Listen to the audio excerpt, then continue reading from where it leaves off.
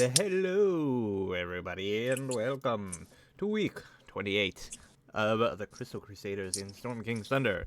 I am your Dungeon Master Brad, joined today by most of my lovely players. 4 out of 5 ain't bad. Fortunately, Mike's feeling a little bit ill today, so he's taking some rest, taking the day off. He will probably be back next week. In the meantime, the rest of the players here will continue on with the show. And before we get started here and get rolling into things, we'll have a short little recap of what happened last time. And I believe the individual in charge of that is the perpetually on time Thor. I mean, I'm not sure if this is the first time I've been late, but it's. It's a joke, man. If you're late once, then you're always late. That's exactly. I was only late like a few times. Every no, you've been late like most times. I'm pretty sure since we changed time slots. I've been good for the past few weeks. What the fuck? Last week. Anyway, yes. Last time on Storm Thunder's King. No, Storm King's Thunder. Fuck! I didn't mean.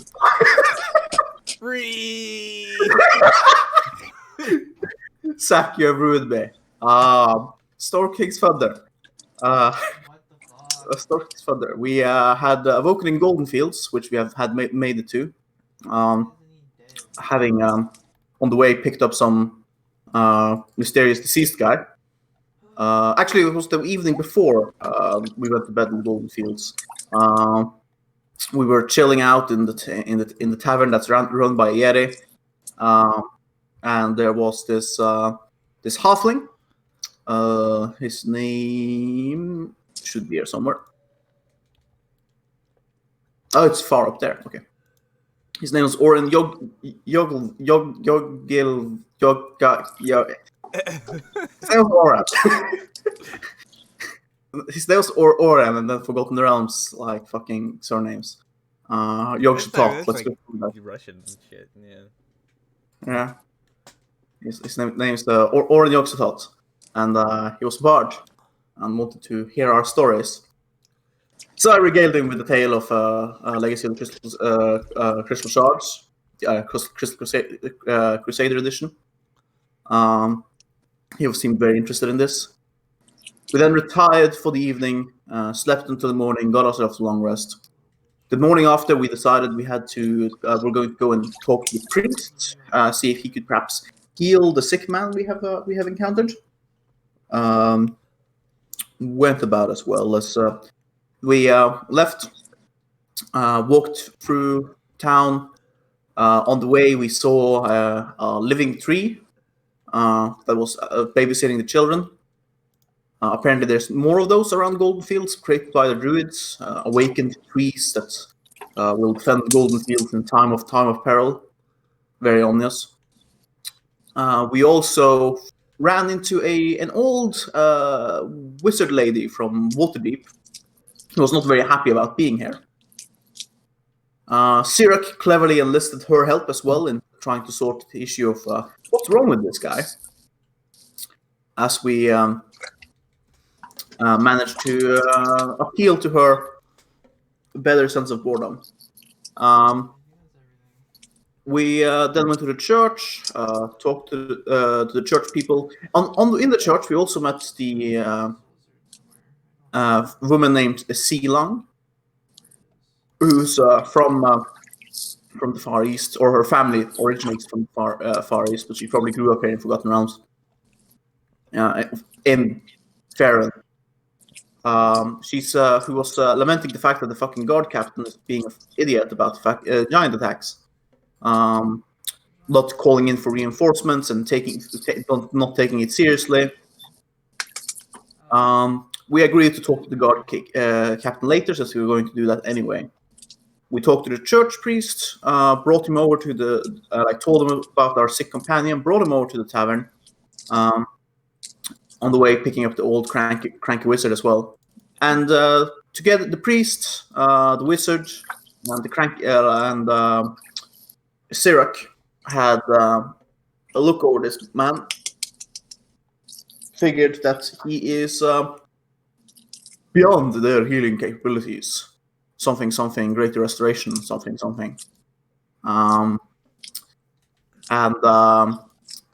That he is not whatever it is. It's something that they'll need time to look into. The wizard is going to research it a little bit further. We were unable to heal it. I confirmed he's not no way an undead fiend or fae at the very least. So no go on that vampirism. And after that, we left the tavern again and decided to go up north to find the guard tower. We talked to the captain of the guard, who once we gave our thoughts on the whole guard situation, he dismissed it, kind of. Like that, he knows what he's doing. Even though the walls are very ill on demand, he believes that there is not going to be any giant attacks in Basing, in Goldenfields. And that's cool. We then went even further north to talk with some of the scouts that had first-hand reports of where the giants came from. On the way, passing by the fields of trees that are bearing fruit, these strange and orange things that Alexei said is called oranges. Yes. That's a very imaginative name.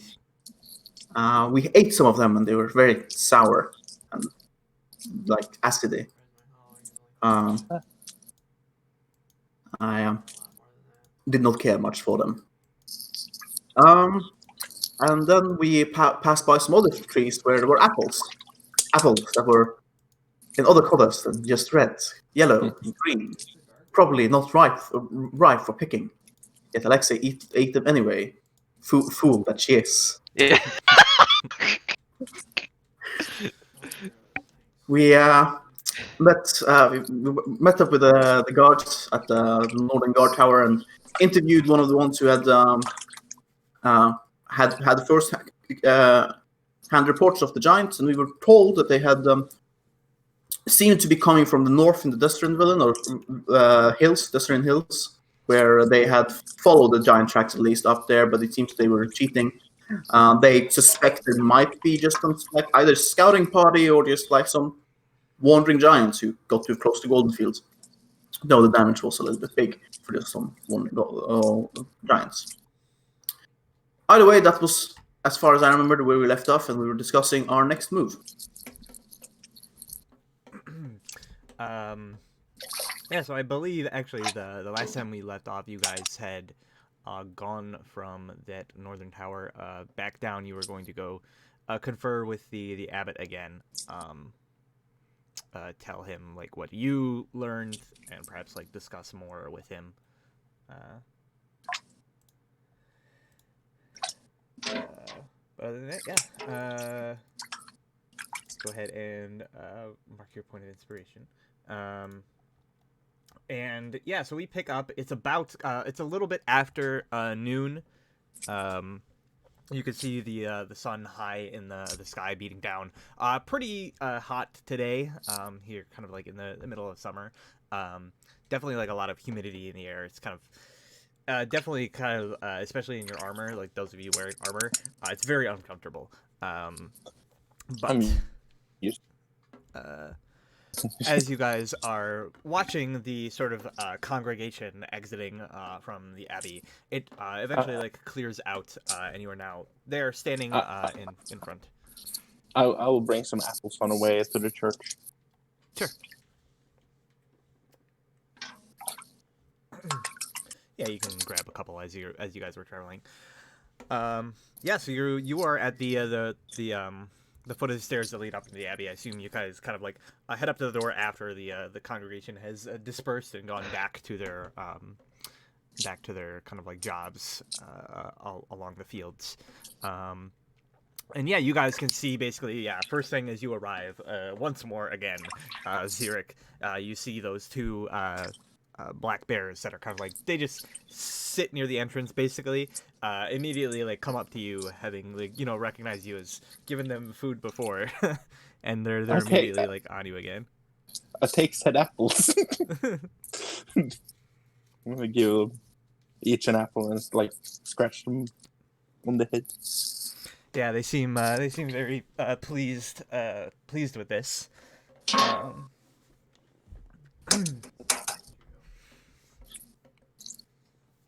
Happy bear noises ensue. And I think as this is kind of going on, hear a voice from the back of the chapel room. He says, you have returned. I was wondering what was causing such a stir. He says, I trust your investigations were well. Whoa. Yes, that does not get random. Shit, there's an. Anyway,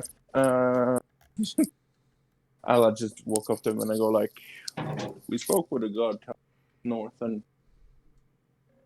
it also seems like they were testing our defenses and we're getting worse. You guys actually might be attacked soon. And the guard captain didn't do anything about it because he thinks you're all prepared for it.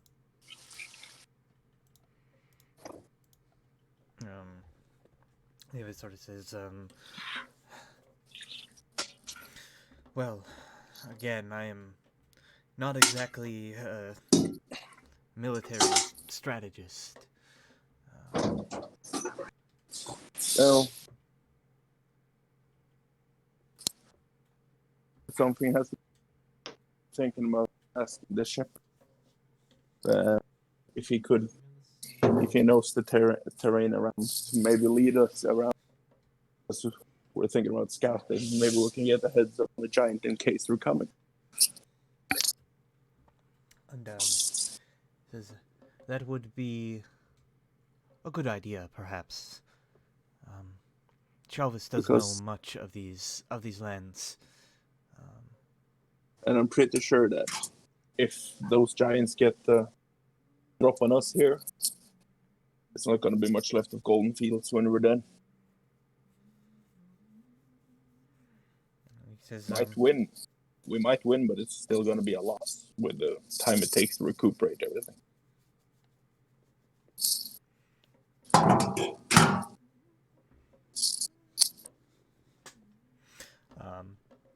Yeah, so he sort of like nods and says, yes, it would be quite a terrible circumstance were that to happen. He says, though, at this point, I am not sure there's anything we could do to prevent it if it was going to happen. Exactly. Which leads me to believe that we should face this head on. See if we can, I don't know, something. I don't have much ideas either before we might see them. Maybe we can find something, weaknesses or something, but without knowing how many, if they're attacking, gives a really big disadvantage. And especially if we don't know which way they're coming from, considering the ill-manned walls around on this place.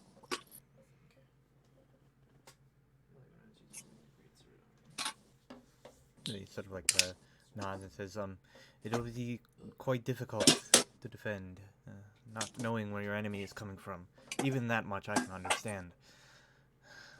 But if still, we do have our own advantages.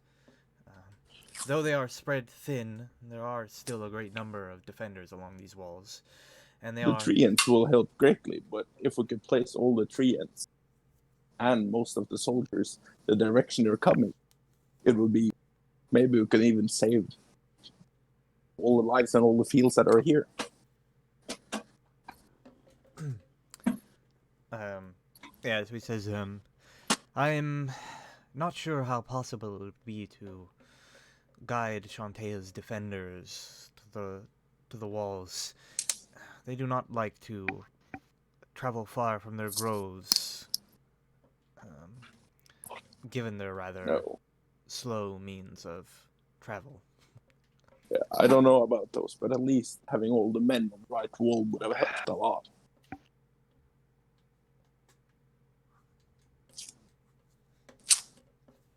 He says, well, far be it from me to stop you from pursuing what you think is right. He says, Yes. But do you know where the shepherd is this moment, he says, time of day? well, at this time of day, he would be in the animal pens, tending to the creatures there. I see. I believe Oh. usually around noon, he will be at the northern pens. Okay. Thank you. And we might have to go talk with him and ask for his He said, guide. I would caution you if you mean to range beyond the walls, however. Goldenfields is large. It will take a great deal of time to search all around it, and the day is drawing late already. Yes. Do not get caught Stay. outside after dark. It's dangerous to walk alone in the dark. No, I'm just thinking if we could head up, make a plan, and leave early in the morning to cover during the next day. And yeah, he sort of nods and says, in that case, may the Earth Mother guide your actions. Thank you. And yours. What does that mean? And I kind of like take out 2 more apples on the way out and to the bears. Fucking hell, I'm making these bears fat, man. Yeah. Thor is awfully quiet. Yes. Yes. Descriptive answer. Yeah, so he says, if there is nothing else that you need of me, I need to get prepared for the next How much damage does poison sermon. do to him anyway? Indeed. I don't know. Thank you for your help and wisdom.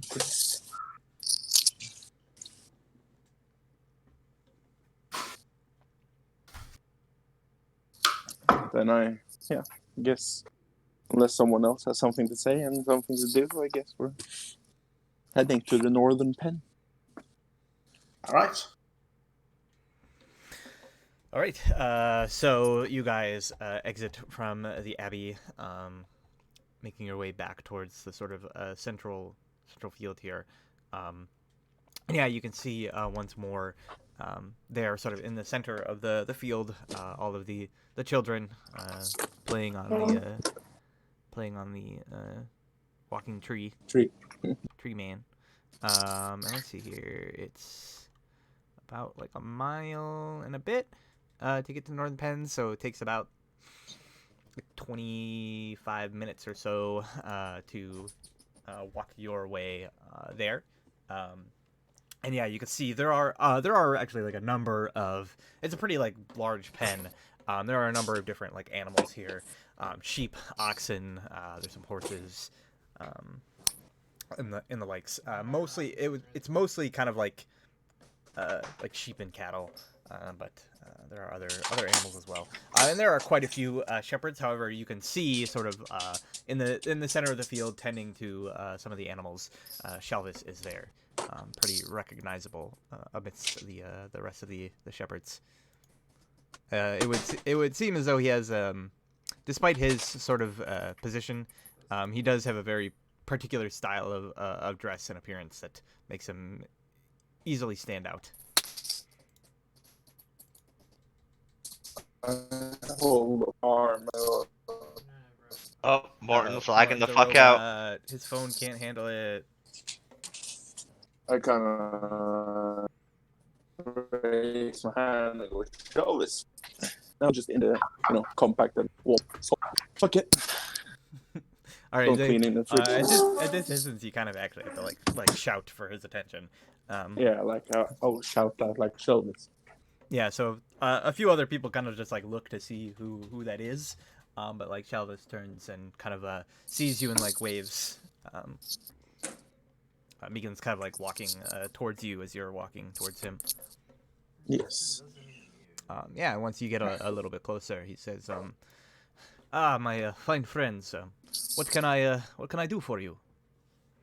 I was wondering, would you be able to help us tomorrow morning early?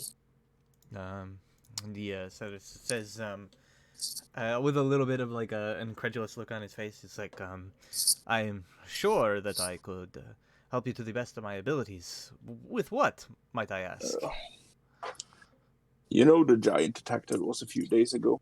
We're worried that might actually be the scouting of a real attack, and we were thinking about heading out to see if we can scout before the attack, and if they're coming anyone, and we need someone who knows the area. He sort of like nods, and he says, is that so? Well, And the guard captain won't do anything about it, so we're thinking about doing it ourselves, just to have precaution, because yes. And Shalvis sort of like chuckles and says, but of course, why would he go outside the walls when he has all the good food and fine ale that he wants here inside of them? It's too bad if the giants come and take it from it, wouldn't it? Yeah, so he's sort of like nods and says, I will have to call in a few favors, in order to cover my duties, but I could perhaps set aside the time to guide you around for a while at least. That's good. That would have been most appreciated.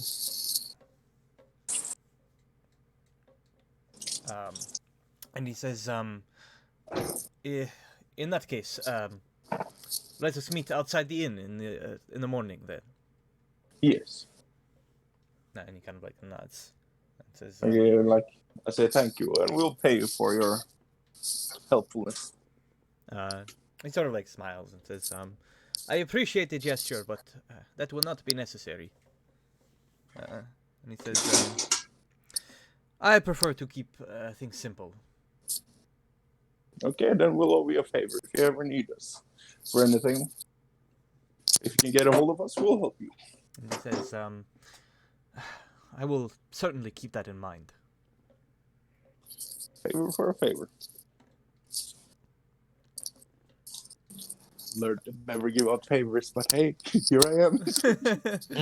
Yeah, so he kind of like looks around and says, is there anything else you need? Not right now. And he kind of like nods, says, in that case, kind of like picks up his shepherd's crook again. I give him like a thank you and a wave as we make our way to where we're going next. Sure, yeah. So it's probably about like one or two, basically like roundabouts there at this point in time. Is there anything else you guys wanted to like do, or are you just gonna like go and while away time essentially for the rest of today? Let's while. Yeah, I'll go. Since it's been a while since my guys done any smithing, I'm gonna see if there's anyone that needs help, like fixing horseshoes and shit. Just work some for the rest of the day. Yeah, you can definitely like find the sort of like smithy of Goldenfields, and yeah, it's basically just like all just making farming tools and horseshoes and all that kind of stuff. Simple things, yeah. But you can they greatly appreciate the help that you can give. Just some pastime, basically. Obviously, it's an incredibly large farm, so yeah, definitely a lot of tools to fix and make and repair and all that kind of stuff. Yes. So you spend some time doing that. Everybody else heading back to the inn. Like, what is everybody else up to? Nothing special, I imagine. Yeah. If possible, I think I'd try and see if I could get on top of the walls just to have a walk around the entire walls and see, like, Entire wall. well, and see, like, outside, like, the surrounding areas, how much you see and such. Get a lay of the land. Sure, yeah. It's not you're not like forbidden from walking on the walls or anything like that. So you can certainly go up there. It is quite a distance though. In fact, like to circle the whole wall around would basically be the equivalent of like traveling for an entire day. It is a pretty big fucking wall. Yeah, I feigned as much, so that's what I will be doing this entire day. All right. So given the fact that most of the day is already gone, you could probably like patrol either like the north or south half of the wall with the time that you have, but you can't get all the way around. I'll take north side. Who the fuck made these walls? I don't know, somebody. Giants. I was gonna say the same. Brad, can I do a history check? I mean, you certainly could.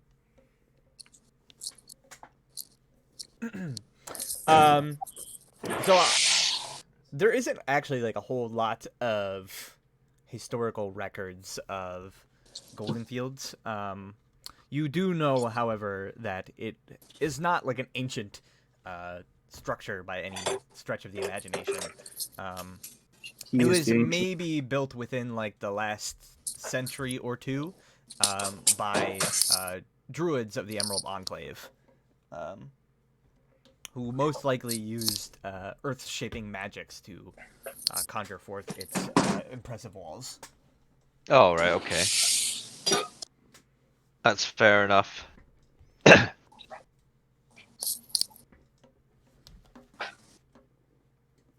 Alright, so Alquill spends his time just patrolling the northern walls. That'll basically take you, yeah. So walking out to one side, going all the way around, and then coming back to the inn will basically put you all the way till nighttime. Nighttime there. Yeah, so you do that. Alexei, you're just gonna hang out at the inn?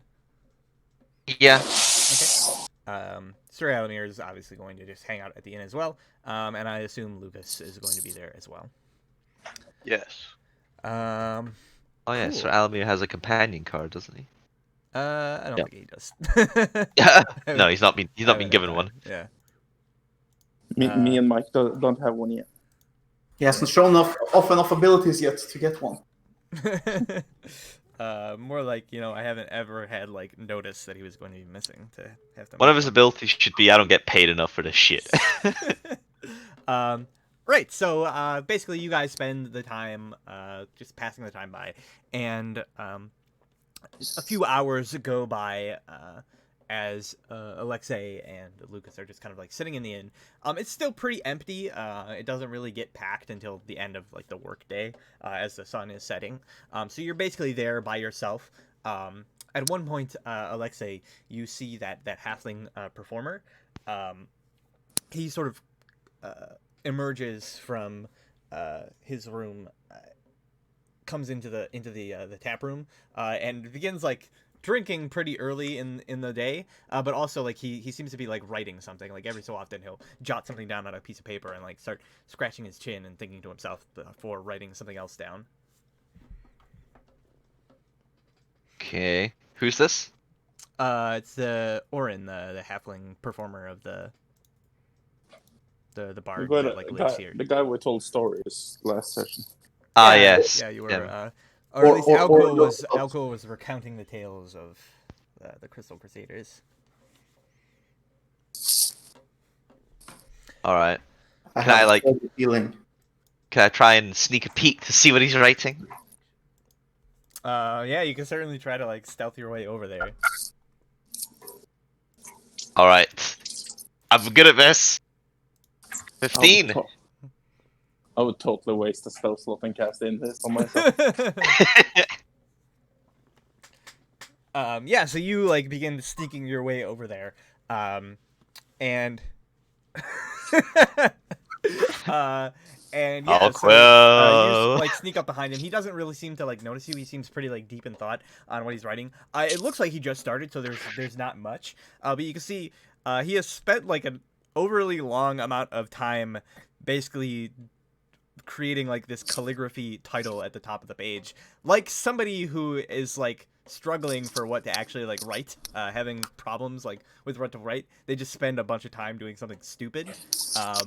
So you can see at the top of the page, like scrawled out in this beautiful calligraphy, is the Ballad of the Crystal Crusaders. And then there's like a few lines, basically like he's written something, scratched it out, like written something else. Ooh. Alright.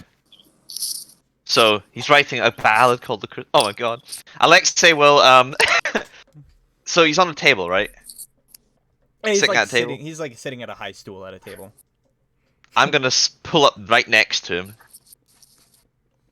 And Okay. say it's like, Hello! I see what you're writing there. Yeah, so he's like, oh my, and then like he quickly kind of like rolls up the paper and he's like, I didn't see you there. And Alexei will like swish her hair and be like, oh, I am quite good at not being noticed. However, I see that you're writing, and then she'll like get into like whisper a little bit. It's like a ballad of me and my companions. And he just sort of like, kind of like looks away shyly and says, is that, yeah, I suppose you could call it that. And she says, well, if you wish, I suppose I could help you. She says, after all, I am one of the key members. He says, I appreciate the gesture, milady, but I work better when I'm able to write on my own.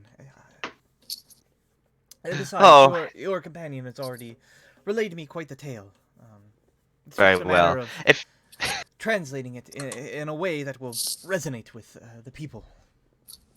Very well. If you ever need some further clarity on some of the things that happened, please feel free to ask me. He just sort of like chuckles and says, right, of course. And I'll slink back. He kind of like shouts out to Miros and says, Miros, can you get me a mug to go? I think I'm going to go right in the fields for a while. Get rejected.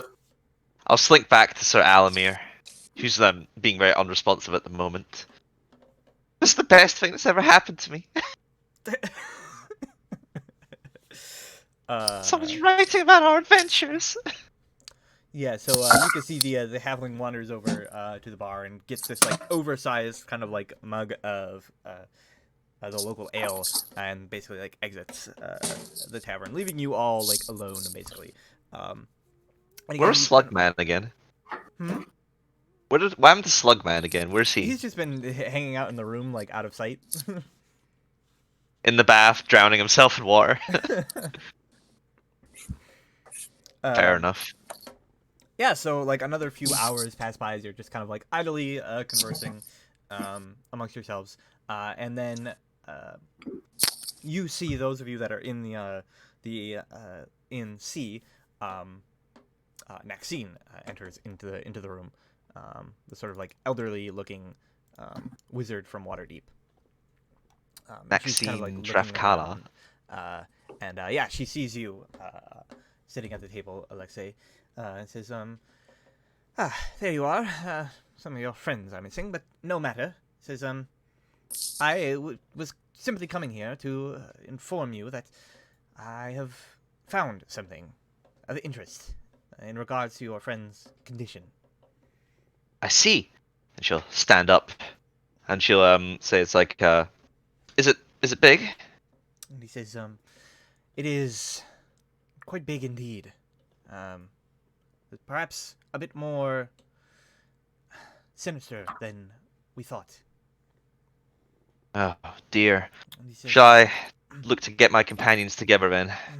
And he says, I don't think that will be necessary. He says, you can relay it to them later.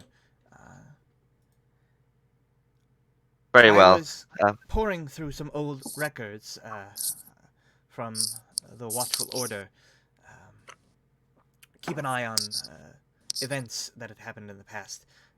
There was one event of significance that happened long ago in Waterdeep that struck my attention.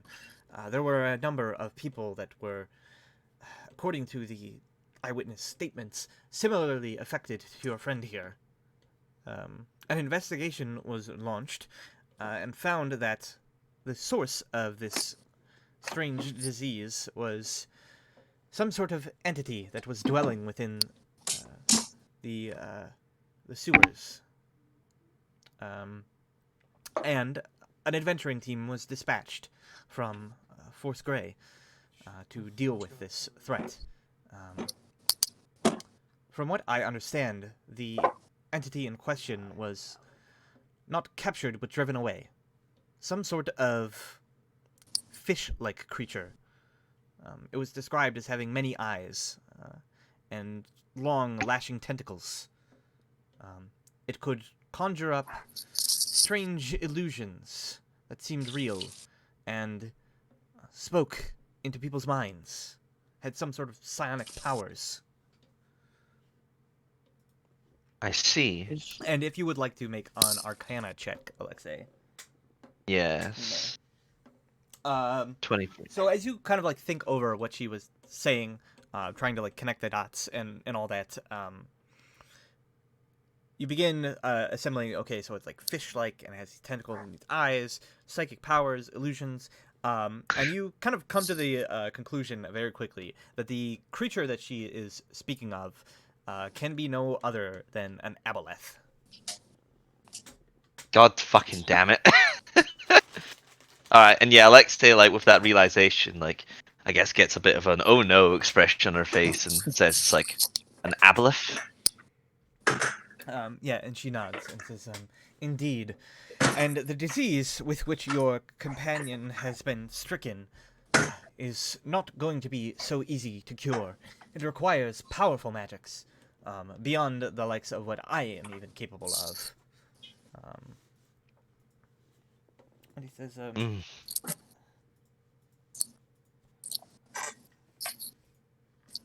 We found him in like a weird cocoon thing, didn't we?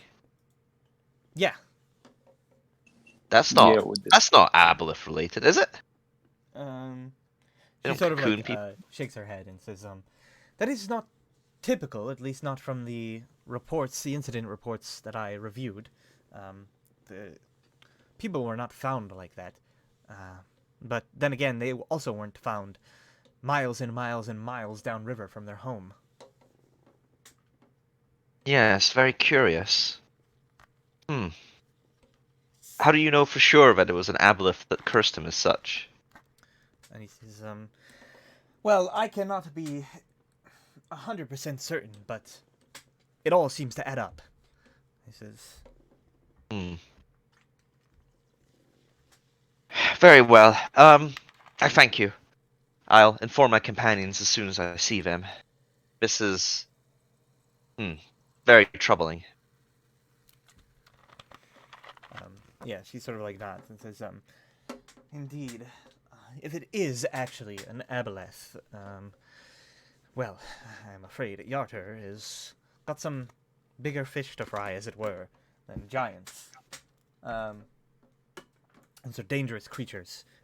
Says, of course, it could also not be an aboleth. It is certainly possible to replicate such curses or diseases with powerful magic, but even still, they would have to be quite the practiced magician to do so. Yes, and Lexi nods and says, either answer is not very reassuring.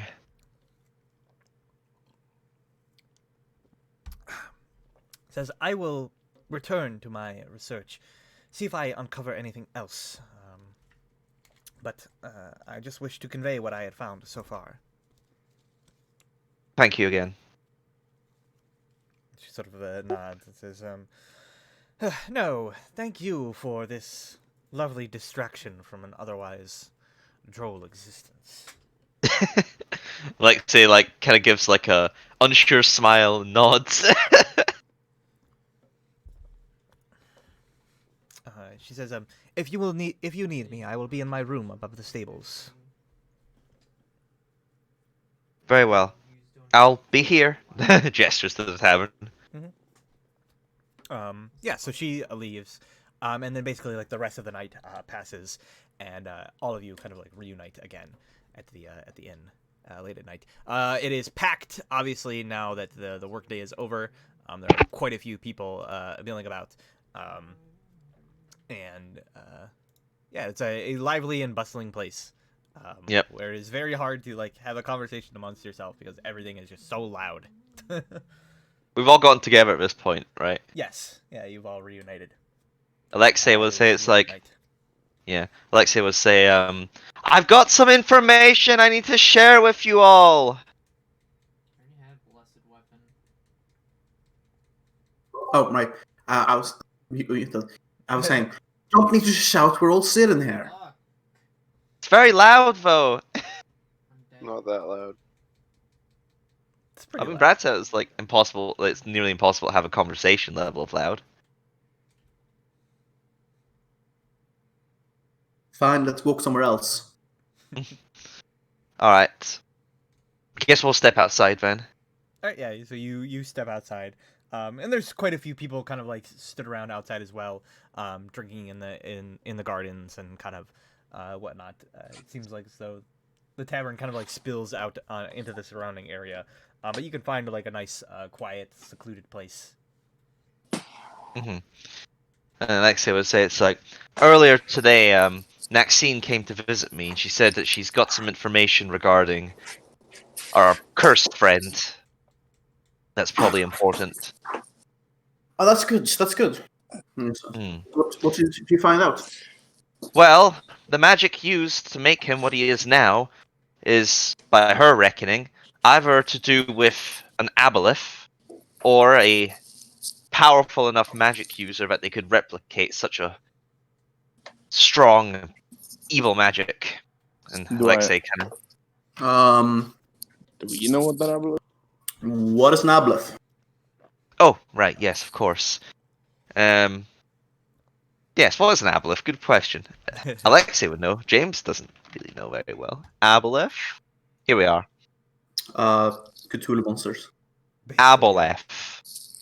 Could you send a picture? Before the coming of the gods, aboleth lurked in the primordial oceans and underground lakes. Oh yeah. Where do you want the picture, Martin? Just Discord or something, so I can see it. Yeah.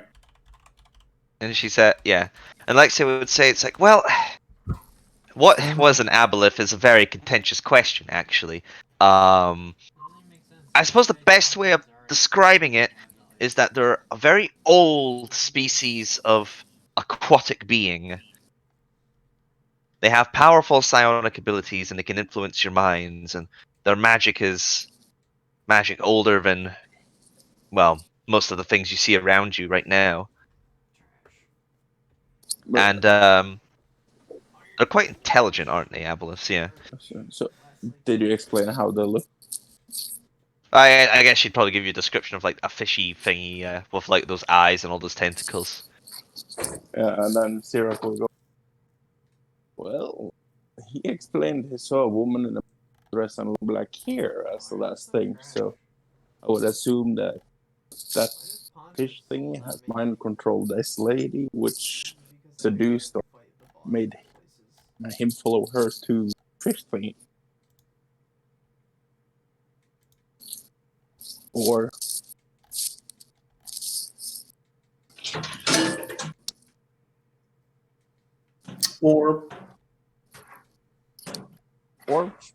she Oh, is, sorry, I was muted. or she is so powerful and can do devilish magic. Well, it's possible. Both Yes. Well, Maxine did say that if this is the case and there is an aboleth, then Yartar might have more to deal with than just giants. Well, That's all. Maybe perhaps we should send a message to their authorities. Oh, well, I guess that's probably a good point. I'll need to wait to do that tomorrow, though, if we're doing it magically. Because if you send a message to your people, they can send a message to Yartar and explain we have found the Lord and we're on our way with him. But also that there is an issue considering the aboleth or whatever fish thing you call it. Okay. Yes, this will definitely need to be relayed, but that's a good idea. Aboleths are extremely intelligent and very dangerous, so if But there is we one. need to.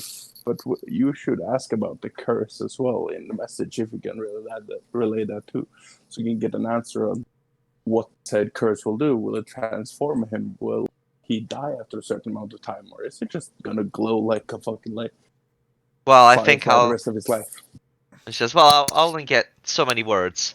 I think I can Yeah, probably no, relay what's going on with the aboleth, and then we can just send him forward.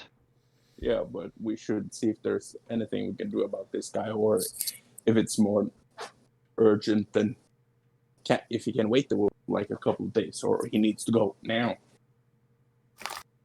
Well, I suppose. And she says, there's not really much we're going to be able to do. He'll need a much more powerful mage to see if they can cure him, whatever curse he's afflicting him.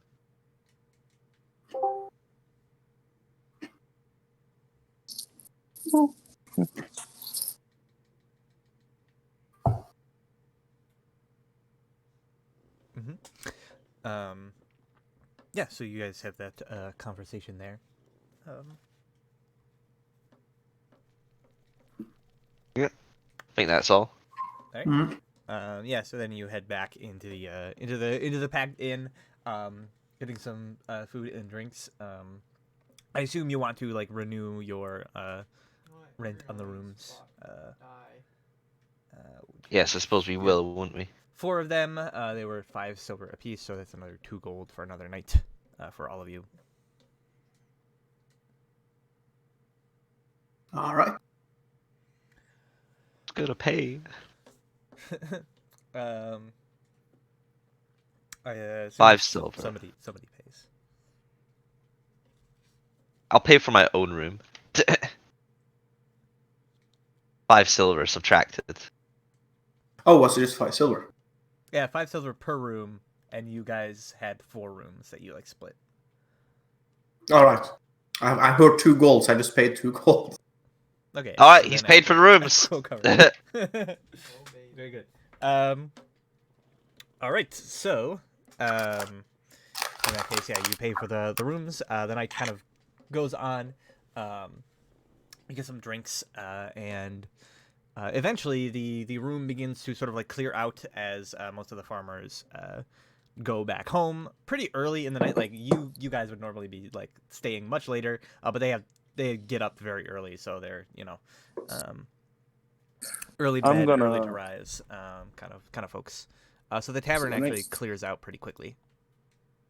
When I get into the bedroom, I'm gonna talk with a guy about what has happened, what we figured out, and tell him that tomorrow we're gonna send a message about that you're alive and that Yartar needs to be warned about said thing and about what has happened to him. It's more to comfort him than to. I'm not sure we're doing it, but you know.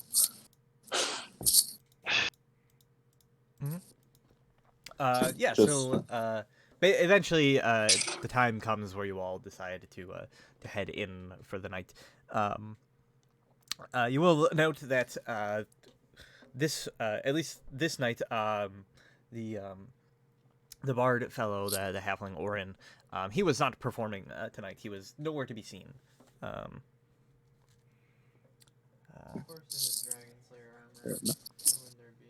But as you guys all retire for the night, yeah, so you, Xeric, head to your room that you're sharing with Artin. And you can see him there. He's basically just kind of like, every so often, like, pouring some water over himself. It just seems to kind of be like, just moping, I guess, kind of just like dejected in a corner. Like, how long is this gonna last? I'm just starting with like, sorry this happened to you.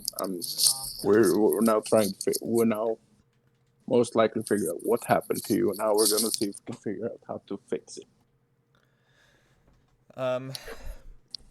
He says, I can recount for you what I remember again, but like I said, it is not much. Every time I try to, No. We know exactly what you said. That's not the problem. The problem is what curse or disease or whatever has happened upon you. We have now figured out the creature that did it, but and we're gonna send a warning to Yartar so they will be on high alert, so it won't happen to anyone else. But we will figure out as fast as possible how we can help you. and he says, well, I know not what it would take to cure this vile curse or disease, but I am sure that my family's priest would be able to dispel it. We need a very good And says, person who's about magics. my family is quite well to do in Yartar. We have on employ a priestess of Timora of great skill and power.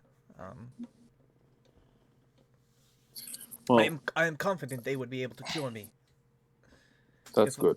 That's good, because we're getting you to Yartar as fast as possible.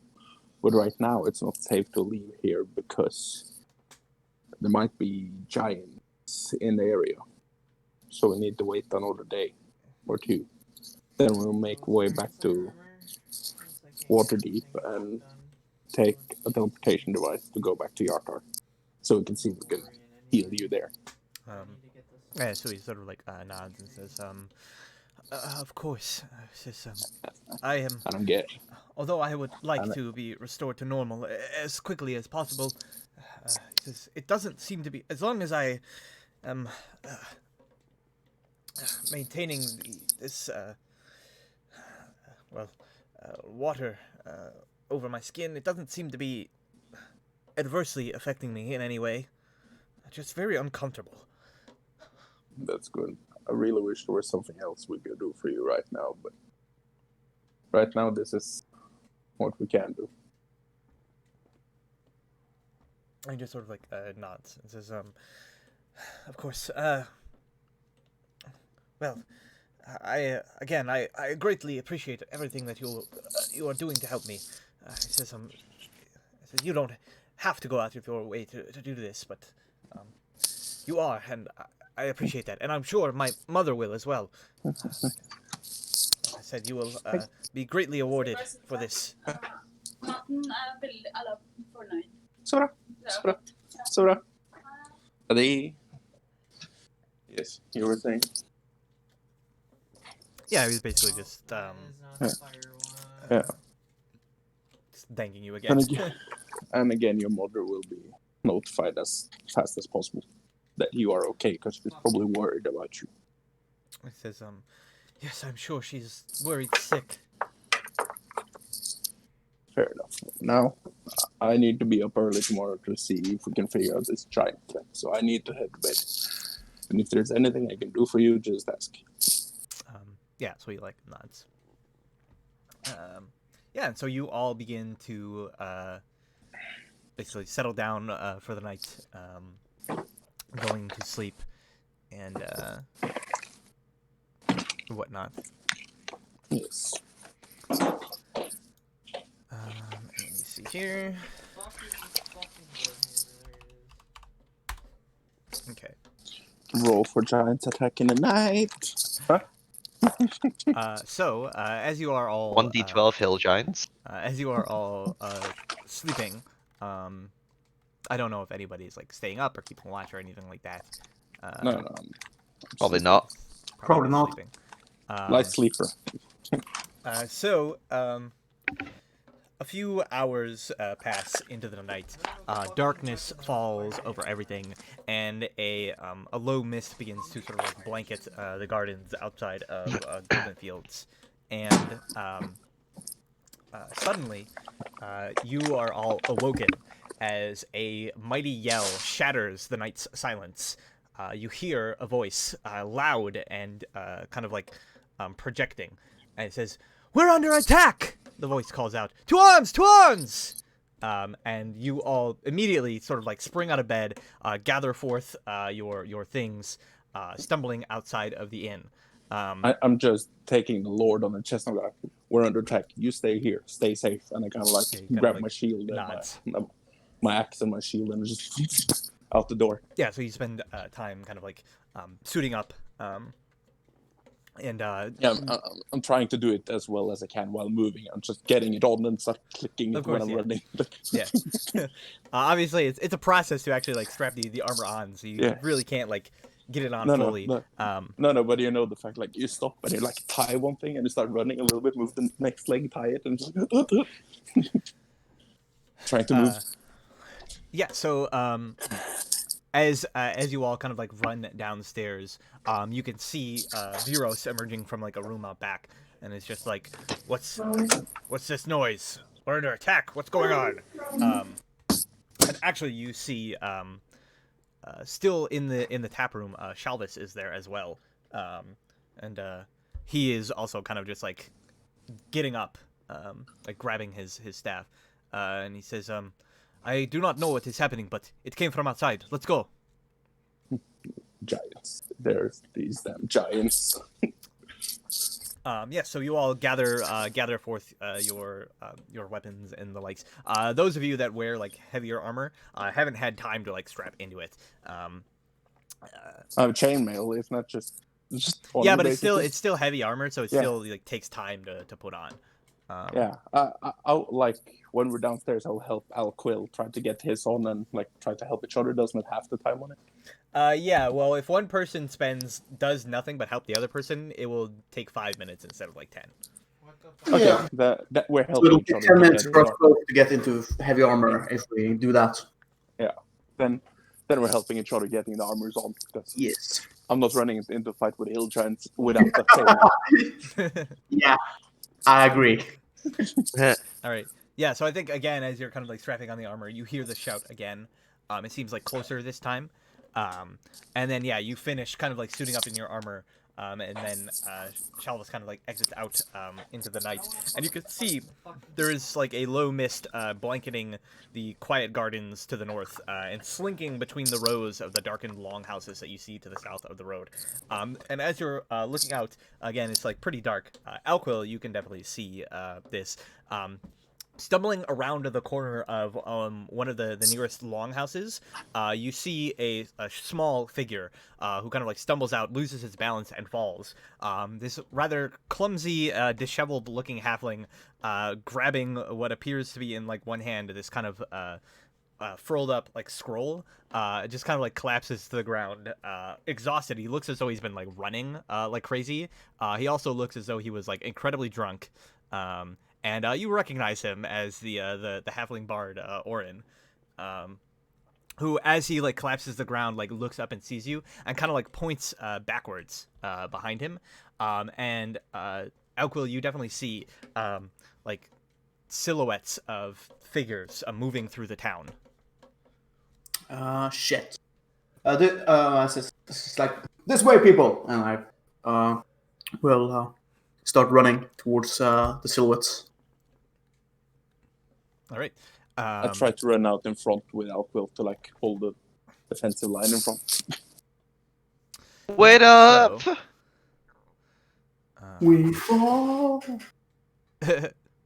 as you guys like run out of the inn towards the town, and towards where Orin is kind of pointing. Let's see, what are your? Okay, you're not here.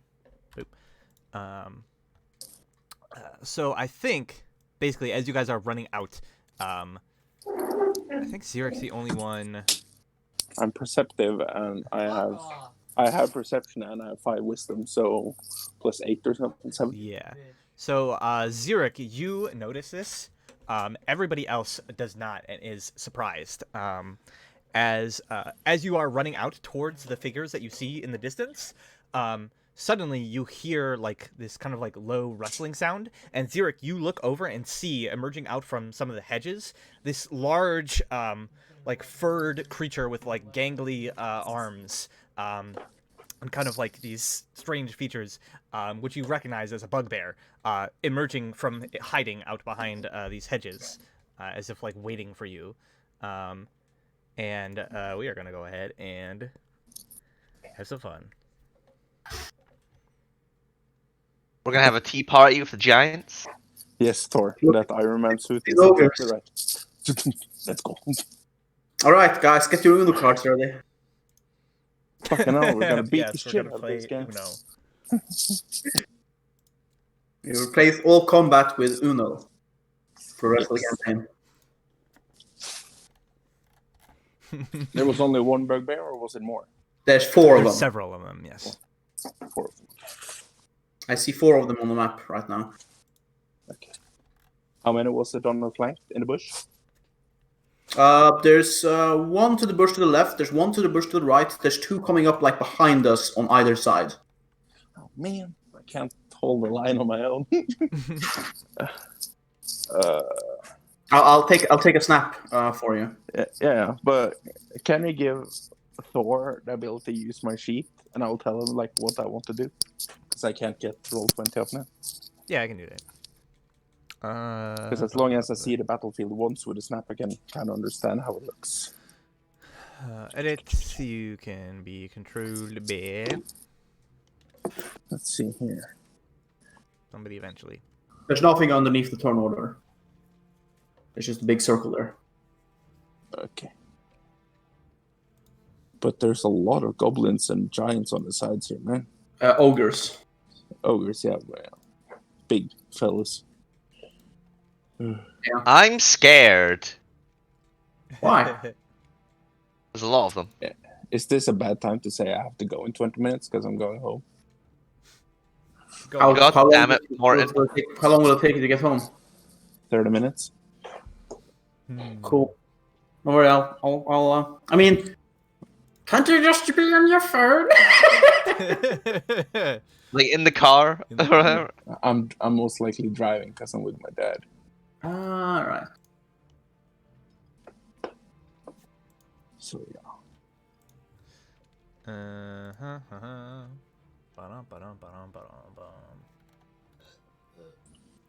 But the moment I get home, I will put on my phone again and fire up my computer. So I can be there for at least 30 minutes or more. It depends how long we play. Somehow I knew that the second I tried to edit a sheet to add control to somebody, Roll20 would just be like, nope. Fuck this shit, I'm out. Fuck this shit, I'm out.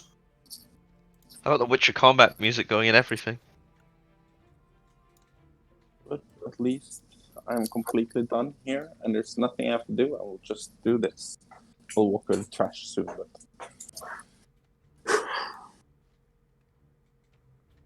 It's not even loading on this.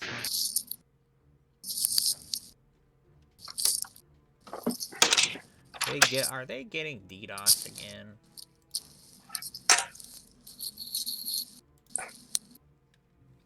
Oop.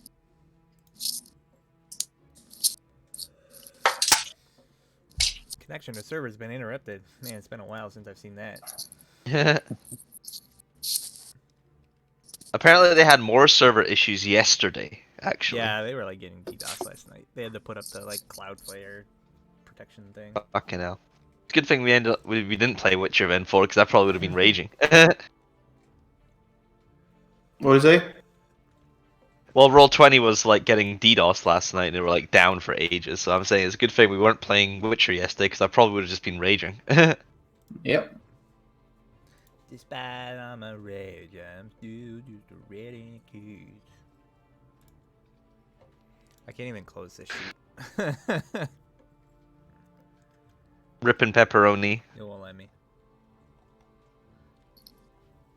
Obviously, what this means is I should open another browser and another instance of Roll20.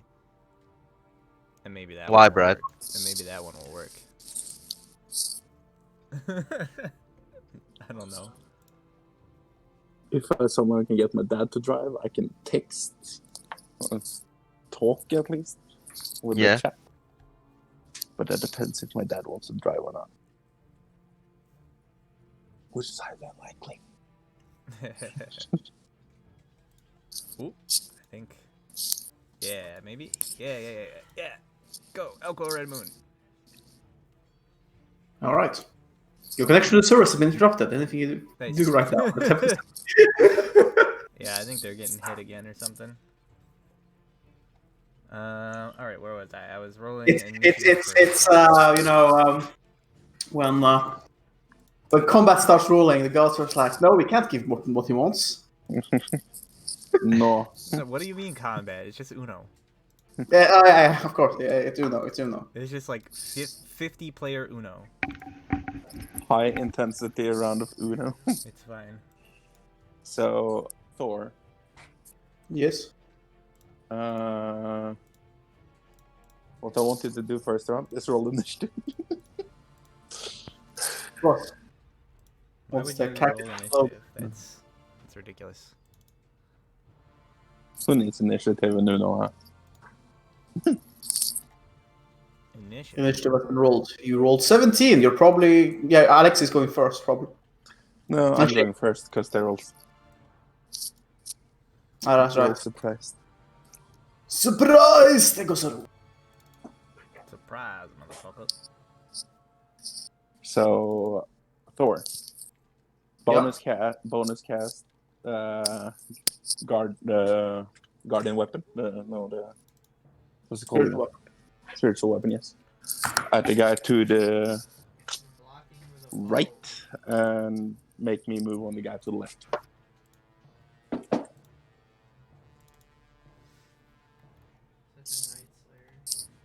Okay.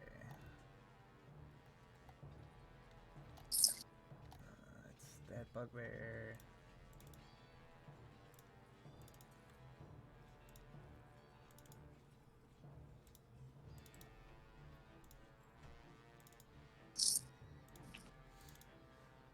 Just have to wait. Brothers rolling it for all things. Many initiatives. All I the think that's initiatives. everything. The 2 groups of goblins, the 2 ogres, the bugbears, you guys. All right. Oren? Yep. And you. Oh, where's he? Oh, there he is. He's behind you in the end.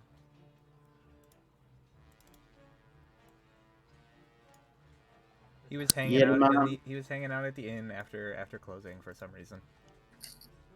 What kind of weapon do you have, Thor? A sword and axe. You have the adamantine plus 1 axe, don't you? Yeah, the Bantam plus 1 to attack rolls. Yes. It's not plus 1 to damage. No. You wanna borrow an axe? I have 2. You can take that off after the fight. Yeah, but one's only a hand axe. No, yeah, right. What? Yeah, a battle axe and a hand axe was it? Right. Yeah. Never mind. Thing aside, I have grown, emotionally connected to my weapons. I don't want to get rid of the silver longsword. It's been with me so long. I don't like. And this, I went through that funny side quest to get the adamantine battle axe. I also have plus 1 dagger, which is whatever. That's a cool I have name. spells. I have spells. And I'm gonna end up, Alquil's gonna end up with a Chimera type of arsenal of weapons, but in contrast to Chimera, it's not because they break, it's because I'm just You're a hoarder. You have a problem. I don't have a problem. They mean something. Okay, bugbears first. Mm-hmm. So this bugbear is up first. It emerges from the bushes, walking over here, and then it takes one of its javelins. and throws it at Alexei. No! Yes. Why me? Because the rest of us look fucking well geared. So it was And you're walking hidden around from it. you. So it is advantage. Alexei goes down the first round. Hits. Okay, and because you were surprised, And then it crit. you take an extra 8 points of damage from that attack. Incredible! Incredibles! 14 damage. Ouchironies. Right, so you are no longer surprised, however, you cannot act this turn. But you can take reactions now. Yes, you can now take reactions. And then Woohoo! it is this ogre. It yells out loudly in Giant, so those of you that speak Giant can understand. And it says, "Go! Find the food! Bring it to the walls!" Varsågod. You're just hungry, guys. spesialt panna cotta var god. Så bra. And it's going to run up here.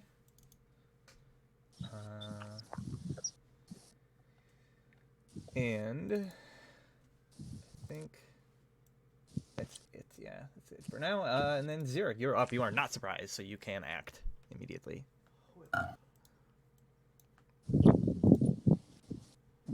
Here's the updated map. Tack för det. Infinite rubbish.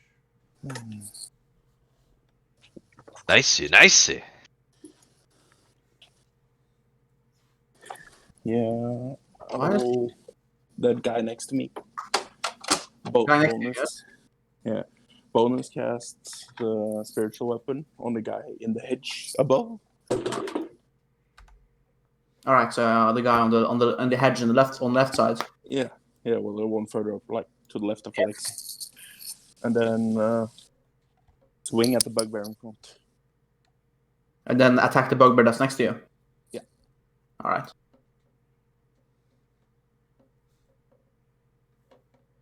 All right. So he's casting spiritual weapon to the right there. Yes. This one. Well, to the guy on, also was it on the right side or left side? You want the Yeah, spiritual whichever weapon? easy. Left side. Left side. Okay. So the So that guy up there. That will miss. And then there was a battle axe. Are you dual wielding or are you shield? How do you have a shield? I don't shield. Your shield. Okay. One hand. Yes. Woo! An 18 and does hit. This bugbear takes 13 points of slashing damage. Max damage. Nice. Nice. So yeah, you run up after this. Bugbear had thrown its javelin at Alexei. It's defenseless right now, so you just easily kind of like run up, cut it in the side. It dodges out of the way, but still like gets hit with a grazing blow, dealing quite a substantial blow to its ability. And if that is all, Yes. then the goblins are up next. They have their short bows. This one's going to move up here. This one moves up here. Yeah, it doesn't work when you don't have the fucking Here. stats for it. I need the stats for it. Nope. I need one int. Yup. There. Let's see here. Okay, that one's within range of you. Trash. That one's within range of you. That one's within range of you.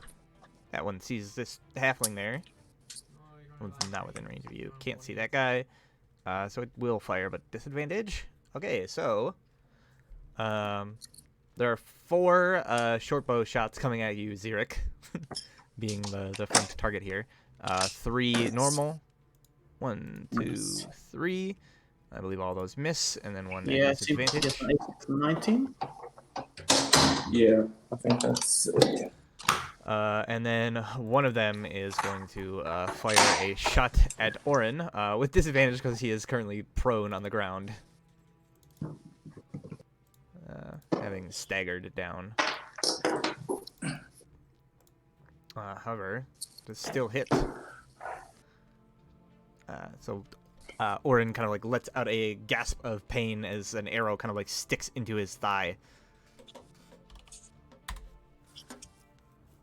That's not good. That's why you shouldn't go drinking in the fields. Then it is this bugbear who comes barreling out of the bushes towards Alquil. Oh shit. And is going to attack you. It was unseen to you, so swings at you with the Morning Star with advantage. Misses, however.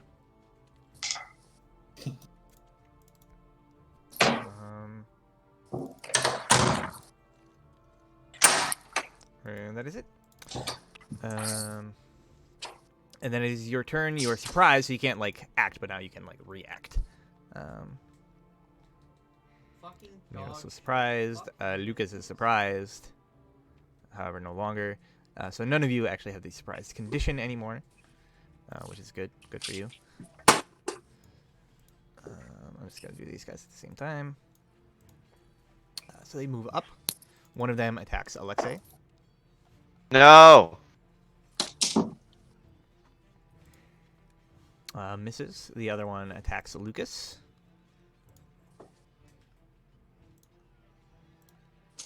You do have your reaction now since it was your turn. You're not surprised if you would like to use that, Lucas. Otherwise, that will hit you for 13. I'll take it. Okay. So that's the two bugbears. And then the other group of goblins. Pretty arc.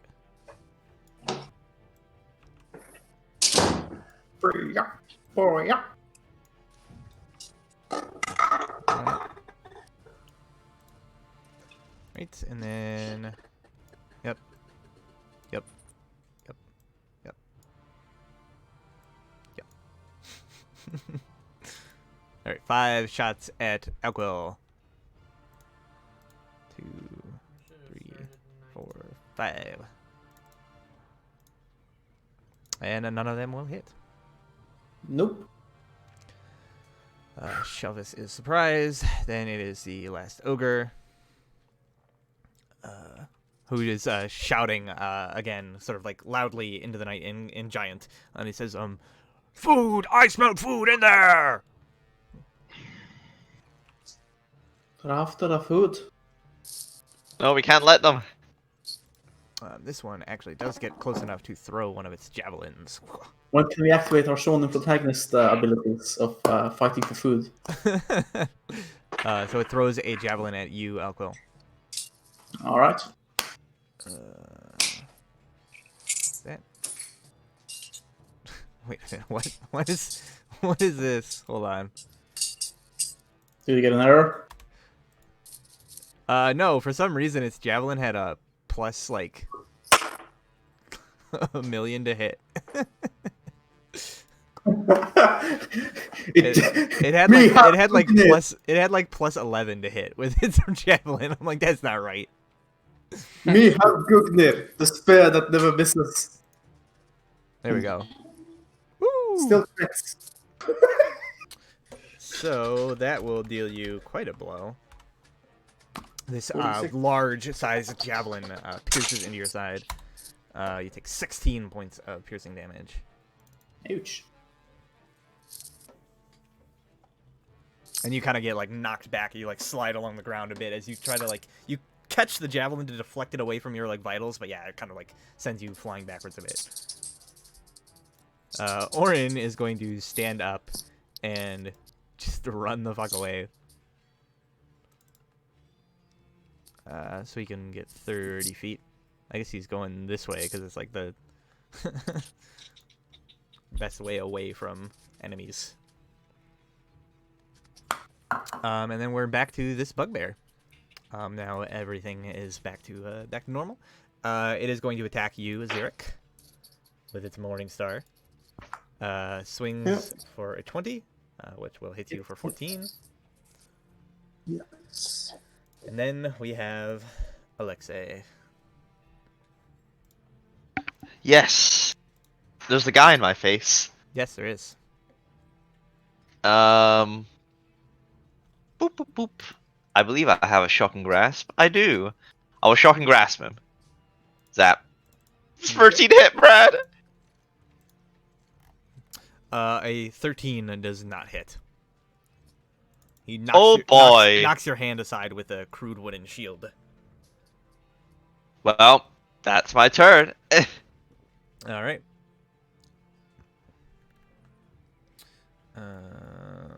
Roll the 5. What the fuck is this? Then it's this ogre comes barreling forth. Just food. The food is in there. Can't get into melee. No food. No food here. So it throws a javelin at Zurich. Crit. These ogres. They're Yeah. very good at throwing javelins. Both ogres crit. 18 damage to Zurich. Fucking hell. What would it take like 1/3? You have 32 hit points right now. And then it is Zurich's turn. I posted a snap. The weapon is still there. I'm gonna cast Beacon of Hope. I'm gonna cast Beacon of Hope. Yeah. Beacon of Hope. Yes. Choose any number of creatures within range. For the duration, each target has advantage on wisdom saving throws and death saving throws. And regain the maximum number of hit points possible from any healing. Okay. We need this. So, Yeah. yeah, everyone in the party is within range. Otherwise, nobody else.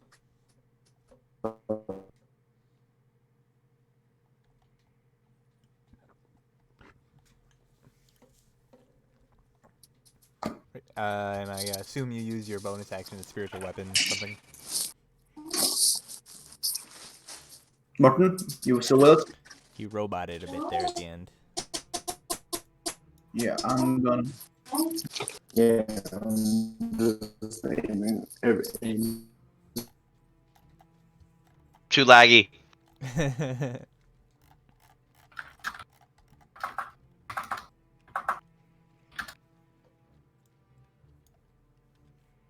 Ping. All right. Spiritual weapon. Yes, attack the one. Next sure. I use spiritual weapon. Right, which one? We'll move it toward. What? Martin, are you with us? Yes. Just move it to the one next to Alexei. Okay, the one next to Alexei. Yes. 23 hits, so it deals 6 force damage. This one. Got it. Alright, then Blue goblins. the blue goblin. I was in the basement. That's why it was bad connection.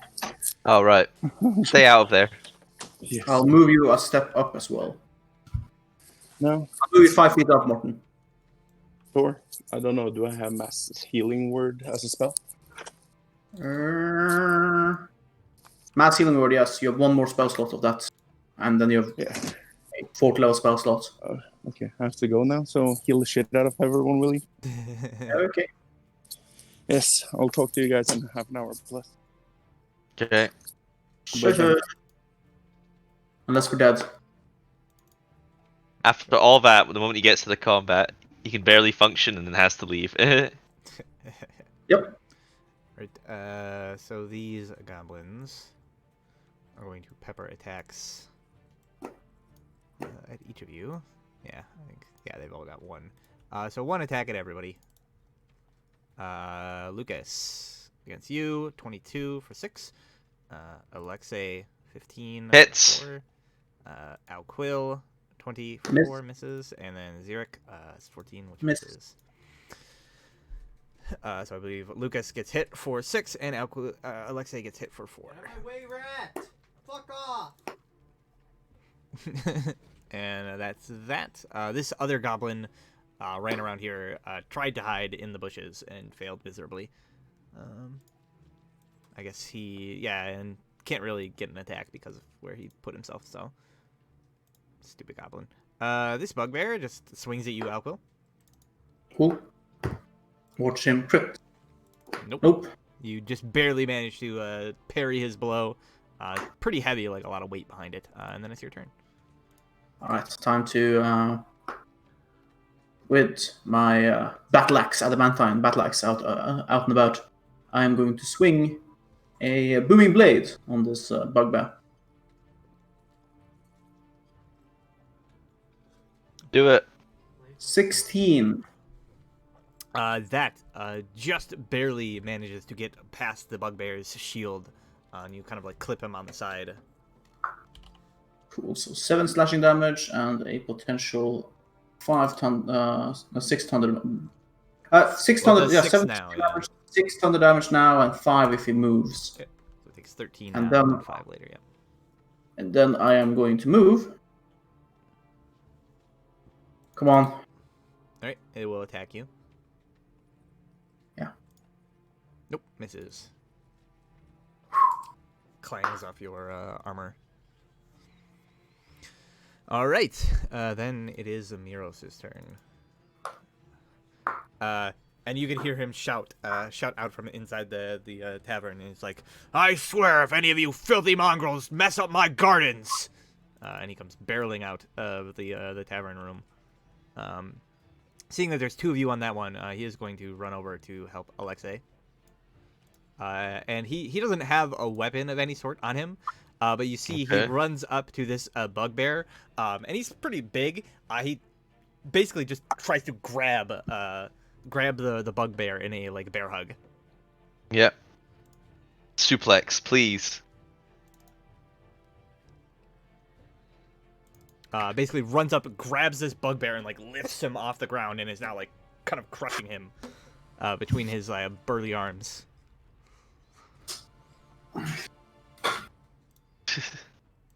Fucking hell. Lucas. What the fuck? I'm assuming when I ran out, I had my bow as usual summoned. Yeah, I mean, like there was obvious like trouble, Yeah. so. So I'm gonna take a step back because I don't want disadvantage on my shots against this bugbear. All right, he'll swing at you. I'll protect. Okay, disadvantage. Ooh, still will get you if you. Dude, why are there fucking does, it still gets me. dragons everywhere? 2 16s. Is he the fucking... Feels bad, man. All right, 11 damage. Minus 11. Just avoid this. Fuck. Bonus action, hex it.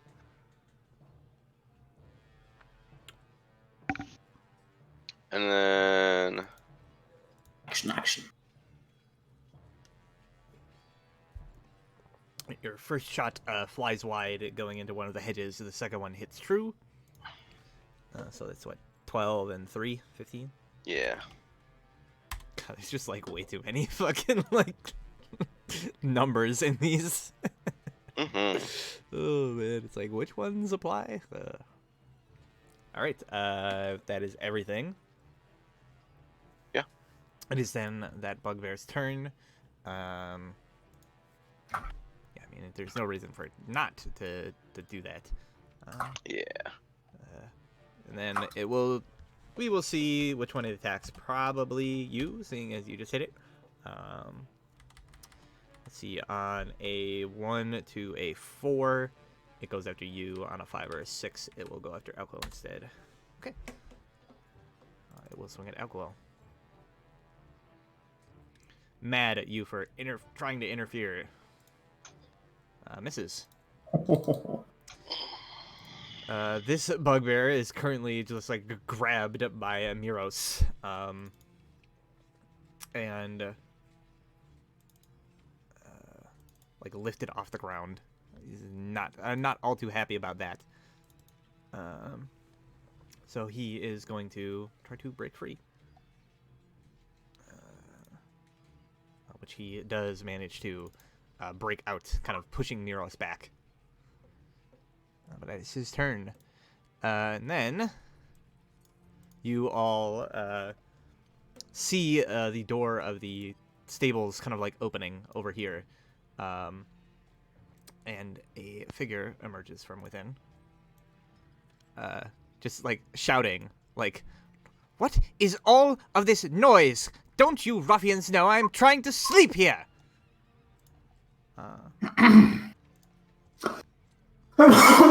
Fireball.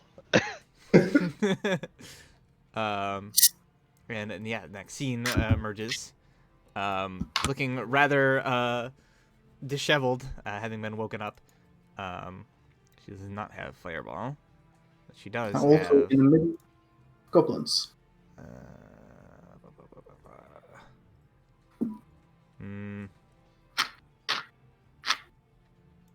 Now let's go balls deep. Balls deep. Yeah. She's a bit old for that, isn't she? All right. So she, her hands go forth, crackling with lightning, and Oh, a blast of lightning tears through, 5 foot wide, so it hits all 3 of those goblins and the 2 ogres. So the goblins, I don't even think they can live. Does lightning bolt do 86?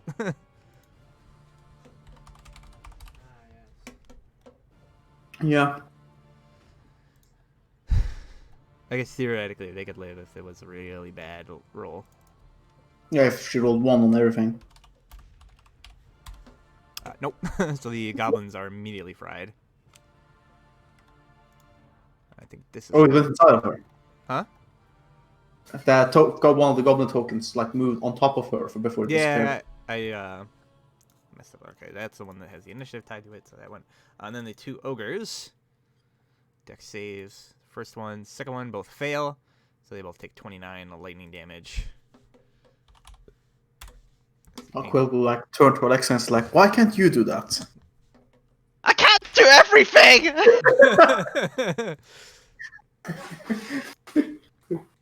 Alright, Shellis is going to run up to this bugbear here. And he is going to swing his sort of shepherd's crook at it. Just hit you with a stick.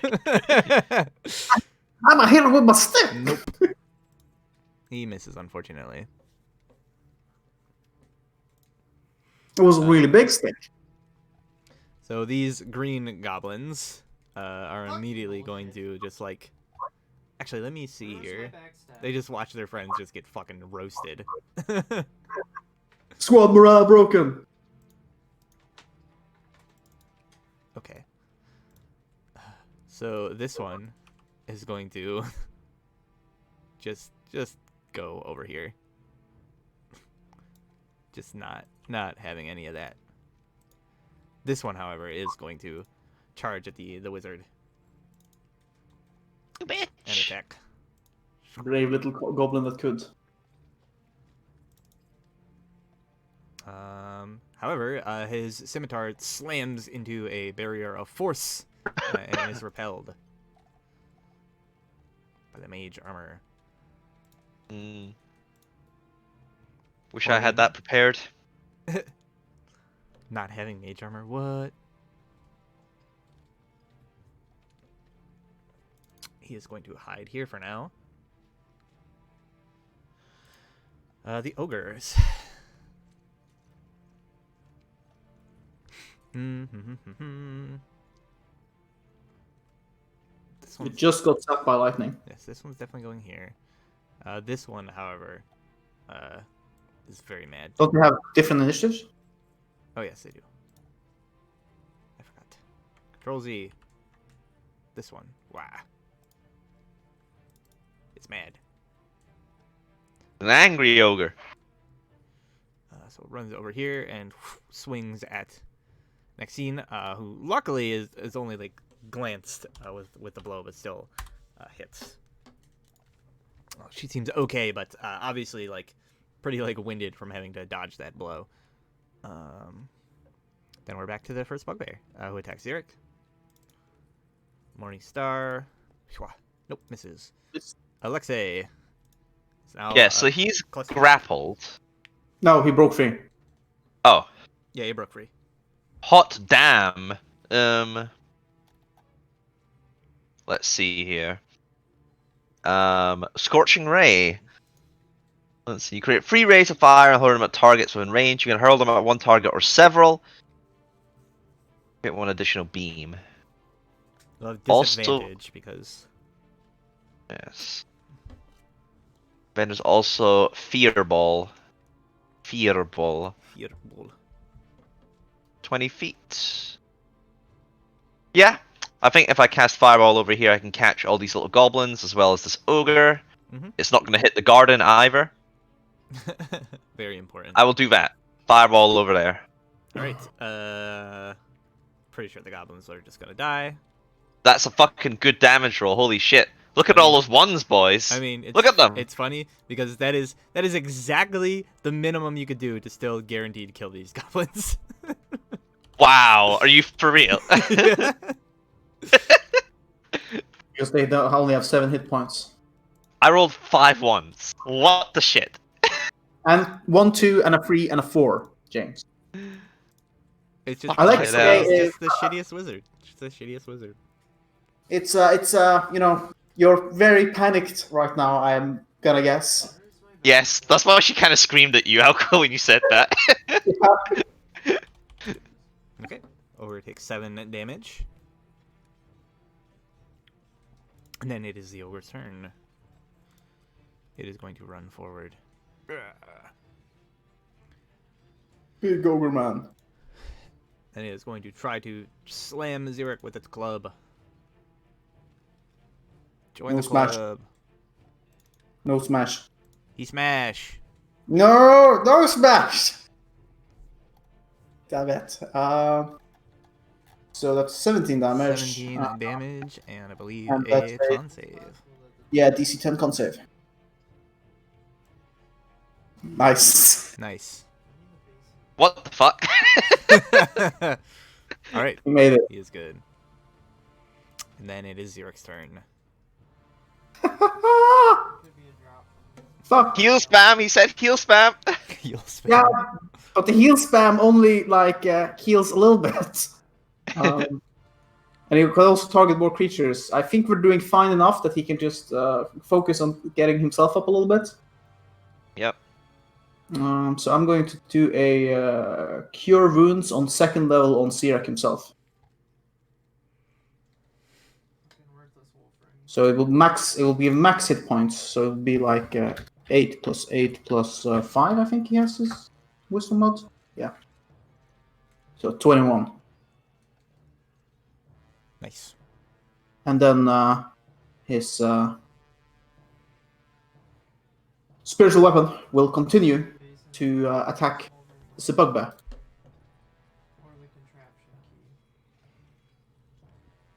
16 for 9. Yep. Deals the 9 points of damage to that bugbear, who is still standing. But looks Yep. pretty injured now. When there was only the one bugbear that was going to get an opportunity attack, I was tempted to take it, but now there's an ogre here. I think I'm gonna let him stand there.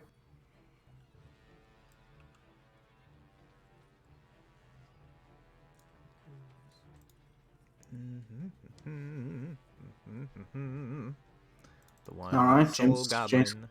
who stupidly went off on his own and couldn't attack last turn. But it turns out that was a good move because he's alive and his friends aren't. They laughed at me. He actually does manage to beat Xeric's passive perception. So that means he does have advantage on this attack as he fires from behind the bushes. With his short bow. No! Xeric takes an arrow in the side, 5 points of piercing damage. I don't know why I clicked the link. Yeah, it's busted for some reason. Okay, it's fine. It's fine. Okay. Beacon's still going. This bugbear, yeah, it's just going to charge. Takes 5 thunder damage. 5 thunder damage. And is just going to attack Alquil. Glorious. Just barely deflected. Alquil. Yes. Um.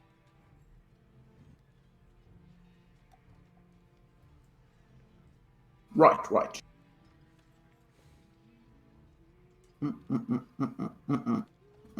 Mm.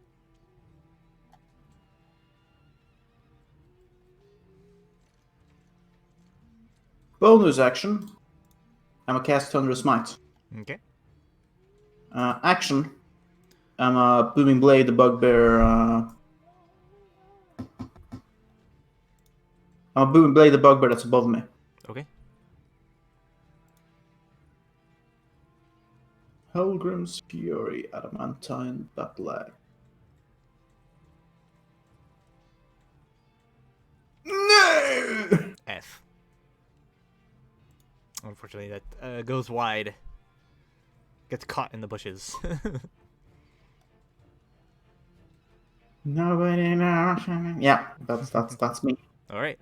Miros is just like he stumbles back from being like pushed back, and he's like, "Oi, get back here, you little shite!" And is going to again go in and try to grab the bugbear. All right. So yeah, he kind of like stumbles back. You see like anger kind of like building in his eyes. He steps forward, grabs the bugbear, lifts it off the ground, and then you all see him like squeeze and squeeze and squeeze, and there is a sickening crunch as the bugbear's spine just breaks under Miros's pressure and kind of like bends over backwards, and then Miros drops the bugbear and it just crumples to the ground dead. Are we sure this guy isn't a Yeti?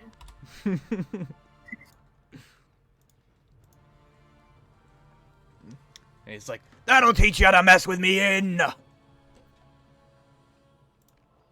Lucas.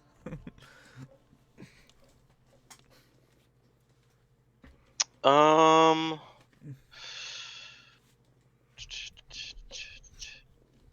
trust in the protection of my friends, and I don't want disadvantage. I'm gonna take a step back. Alright. I'll throw out the protection. Okay. It worked so well last time. That works. this Yeah, it time. worked.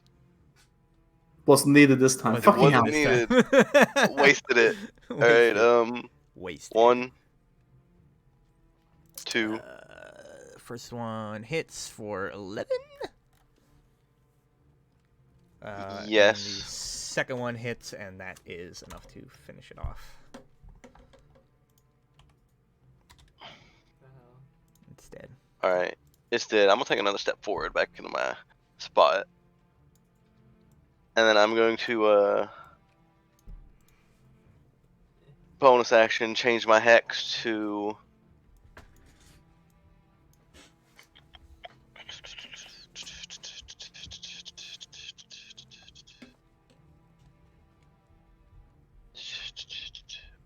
Ogre on Xeric. Okay. And then that's my turn. I can't do anything else. So, that bugbear is dead, as is this other one. Maxine's turn. She is not a fan of this situation.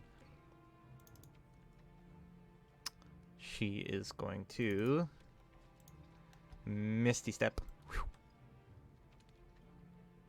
up onto the roof of the stables. And throw a firebolt at the goblin.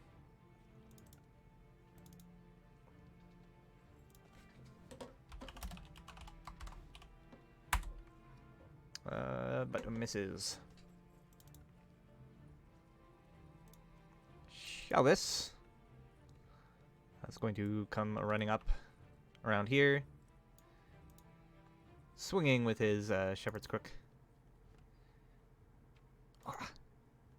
This time he hits.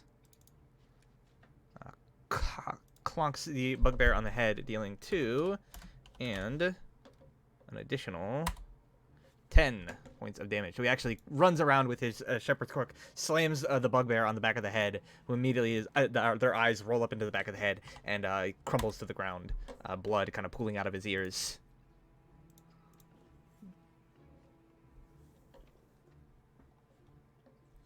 And then it's Shelvis' turn. The green goblins, or two of them. The wizard disappeared. This one. Yeah. This one this way. And let's see, eeny, meeny, miny. Alright. It's basically 3 that he can see. Fires at Xeric. Misses. This one is going to stab at Orin. Misses. Orin ducks out of the way. Orin, now engaged in melee, sort of drunkenly pulls out one of his daggers and swings it.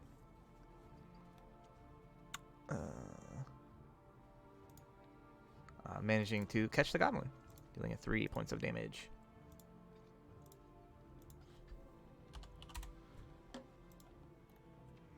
Ogre. Again, the wizard is gone. It's a real shame. Here. Can't really see. Throws a javelin at Alexei. Those javelins don't crit. This one, however, does not. It still does hit, however, and does deal 13 points of damage. I think he's still probably AFK. So I'll just mark it. Minus 13. Okay. Then this bugbear just attacks Xeric. Misses. Alexei. I believe she said she's just going to Scorching Ray the ogres. Yep. What I heard. Alright.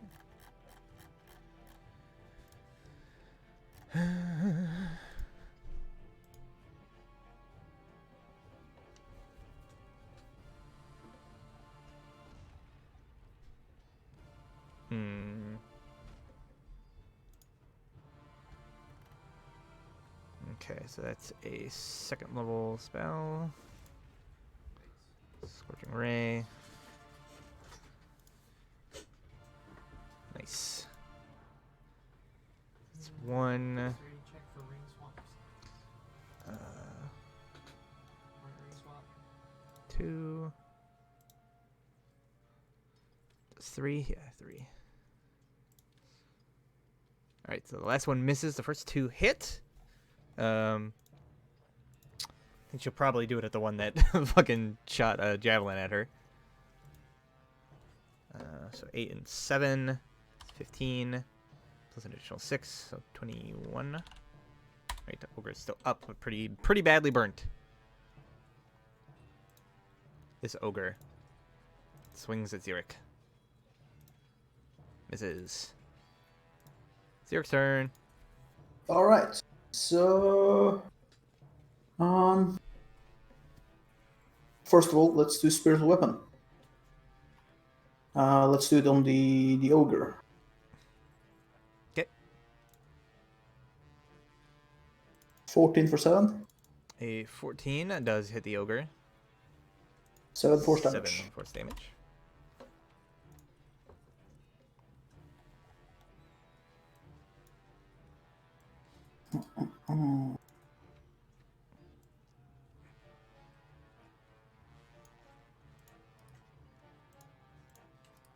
I want to conserve a little. We seem to be doing fine right now, so I'll just do an attack on the ogre.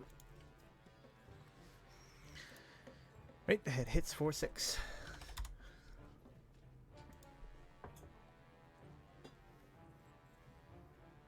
All right. Yes. This goblin. Again. No, cannot be hidden this time. So he just takes a normal shot at the Xeric. Misses. Bugbear is dead. DED dead. So it is Outglow's turn. All right. Eeny, meeny, miny, mo. You, okay. So I'll move over here. My thunderous smite still going from last time. And I am going to Booming Blade the Ogre. All right. I see there's been one Scorching Ray. Boom.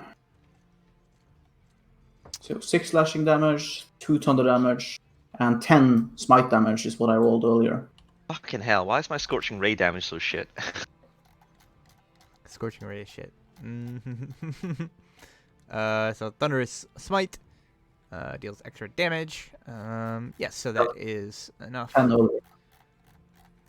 to. One That doesn't crit, even matter. actually. It's 2 dice, right?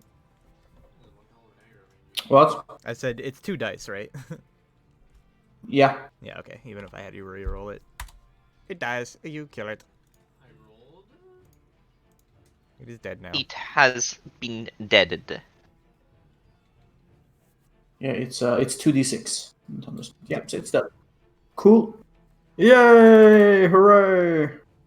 And there was much rejoicing. My remaining 15 feet of movement. I'll move over here. Make myself a target for this ogre. All right. Miros.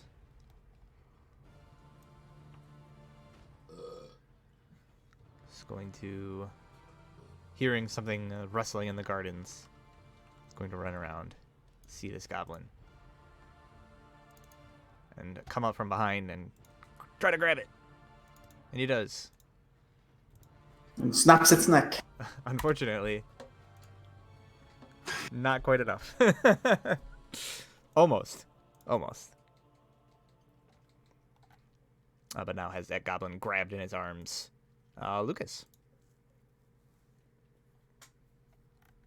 Let me see. Switch my hex to the other ogre since the one I had it on died.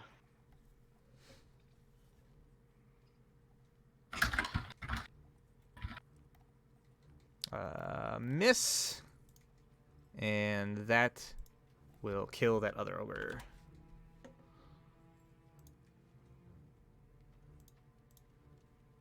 And then that's my turn. Okay. Next scene is going to firebolt the goblin. Drop like 7 dung pads. Nope. Dung pads, different stacks. Misses, unfortunately. Shall this? I think he has enough movement. Yeah, he's going to run over here Another one. and attack. It's stuck. That will hit. Deal 2 bludgeoning damage and an additional 7. Deal 9 points of damage.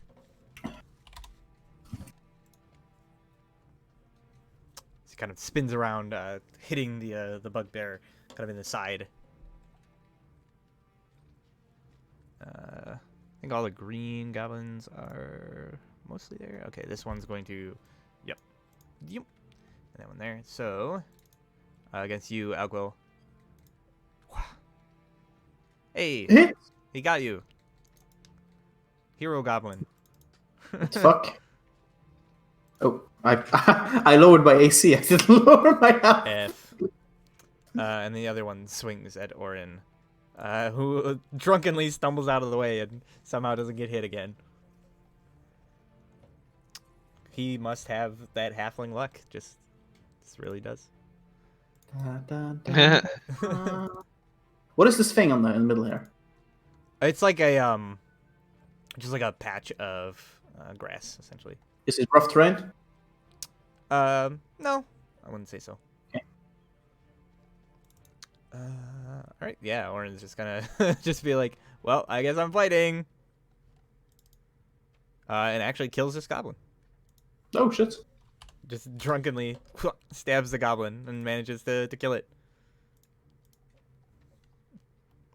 And then doesn't really know what to do with himself. He just collapses to the ground. Ogre is dead. Bugbear is still alive, though. Bugbear, attack. Zurek. Nope. Nope. I don't know why I went twice, but yes. Alexei. Where the fuck am I? Right. Oh. Well, looks like there's just some like little goblins and a single bugbear left. Hmm? Yeah, that's what it looks like. Well, I guess I'll like firebolt the bugbear.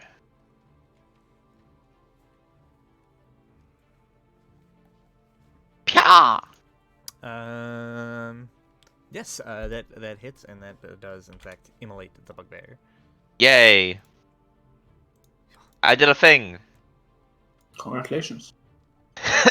That's my turn. Ogre's dead. Xeric. Zerk. All right. Spiritual weapon on the goblin that's that's been annoying him.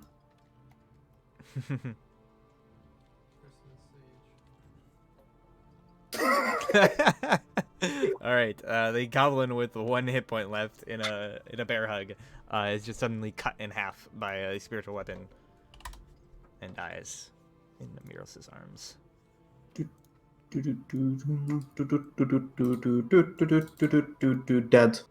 Yep.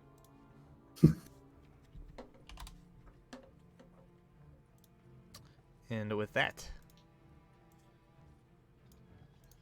all of the threats in the immediate area have been dispatched. All right. I'll quickly. Let's see. They look a bit wounded, so I am going to use a. I'm going to use 2 level 1 cure wounds, one on Alexei and one on Lucas. With Xeric. Okay. So both of you would get 13 hit points. Nice. Plus 13.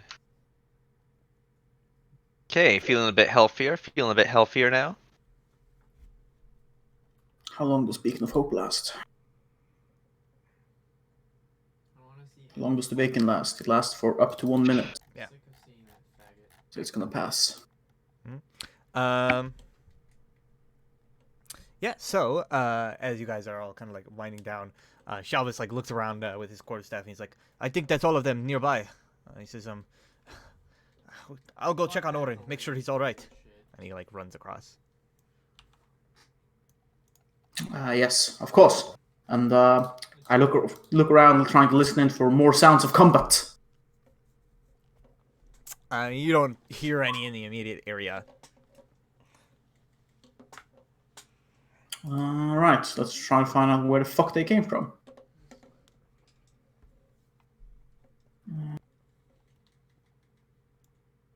Zerik's a bit fucked up as well. Looking at his health.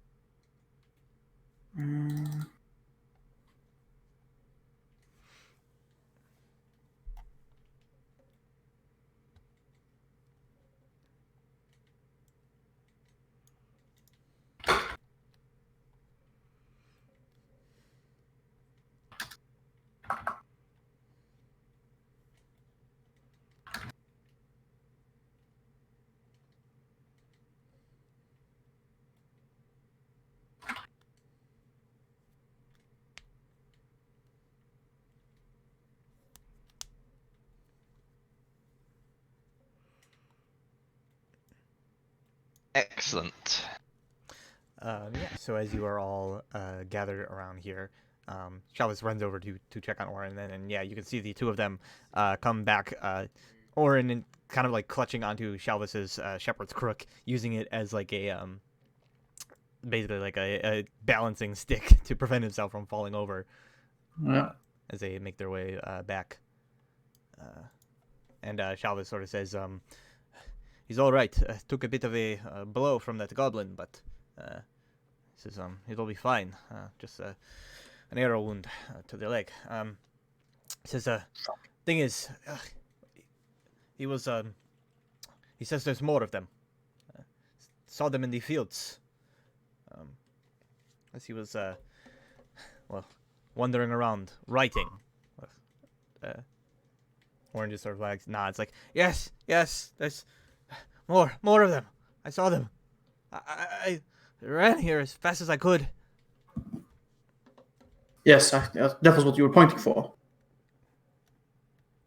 He kind of like nods, and he says, they were, they looked like they were going for the silos. Yes, the ogres was talking about getting food. Yeah, and he sort of like nods. It says we gotta stop them. Yes, indeed we should. Which way? And he kind of like looks and he's like, that, and kind of like looks a little bit like confused. The silo, which ones? He's kind of like looking, and Shalvis is like, come on, man, which ones was it? And he's like, I'm trying to remember. I got a little bit lost on the way back. Okay, hang on. This has worked before. Cure poison or disease. Sure, yeah. So you like cure that, and he's like, "Oh, what? Why does this Marvelous!" work on He says, It works on and he other- kind of like think, and he's like, oh, unfortunately, that hasn't really filled the gaps in my memory. I remember I was writing the song. He says, I have it here. I was writing. I came from the south. No, they were the east, I believe. He says, I think they came from the east. Charlotte says, so then they must have been going towards the eastern silos in that case. Do you know the way? And he kind of like nods and says, yes.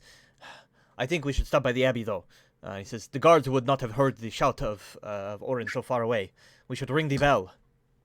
Alert the compound. All right. If you think that is best, is it possible we could? I have to look around. Like, is it possible that we could split into 2 groups? No. And he shakes his head like, I would not suggest that. We do not know how many there are. That is true. All right. Then let's head for the abbey. Ring the bell. He sort of like nods and basically like begins running that way. Miros is just like, I'll stay here and look after me in and see if the townsfolk are all right. All right. I believe that will be fine. All right. Shalwas, lead the way. Yeah, so he begins running off. Yeah, I'll start running after him. Yep. Are the rest of you joining? You just see Alquil and Shalvis basically just begin taking off towards the abbey. I follow. All right. Oh, I don't know if I can even get that item. Lucas is running after. Hmm? Alexei as well. Why? And then like Orange just like shout like, wait, I must record this, and like begins like trailing after. Yeah.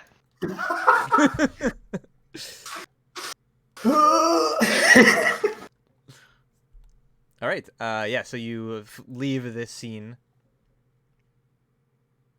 and where the fuck is the player banner? Oh, there. Back into Goldenfields here. Yeah. So you begin running to the abbey on the other side of the town.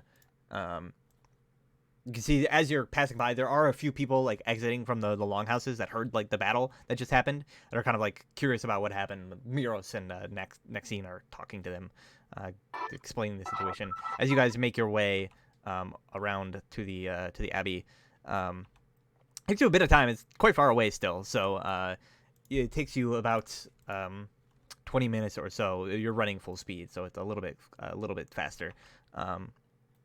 About 20 minutes or so to make your way over to the abbey. And you can run up. You can see the doors are currently closed. There's no light coming from inside. But Shalvis just like runs up and begins kind of like pounding on the door. And he's just shouting like, Abbot, let us in! And then after a few moments, the doors kind of like creak open. You can hear like this kind of like low kind of like growling noise on the other side as the bears are kind of like angry at being awoken. But you can hear the abbot's like reassuring voices trying to like calm them down. And he appears and he says, Shalvis, my child, what appears to be the matter? Shalvis just kind of like looks at him and is like, we are under attack. We must ring the bell. Alert the guards. And the abbot's eyes kind of like go wide. And he's like, "Of course," and like throws open the doors.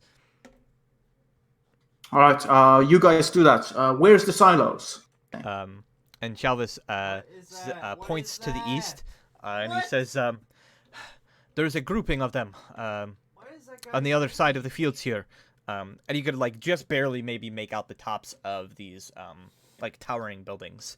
And he says, "I would say not to run through the fields, but at this juncture, I think we can suffer a little bit of damage to the crops." All right. Let's head on out. Yes, that way. East. Yes. I am a ranger, kind of. Sort of. Sort of. East Come is this way. Because it's a weirdly tilted map if you see the compass rose in the corner. Ah, right. Yeah, that's weird. Right, yeah. Let's head that box. Start running. All right, you're running through the fields. Chalvis is like, "I will be there momentarily, right after you." Yeah, so you guys begin running through the fields.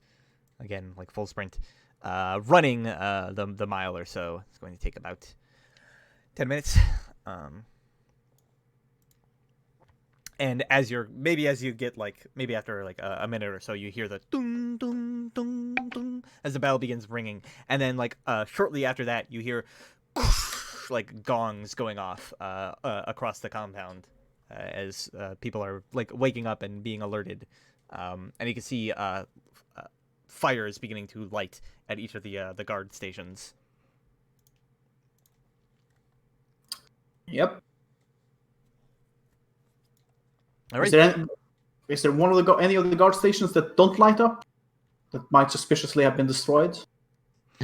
I mean, looking around, there's like so many of them so spread out, you can't really like tell. Because they are like miles apart. So it's hard to tell, especially as you're running through these massive wheat fields. Yeah.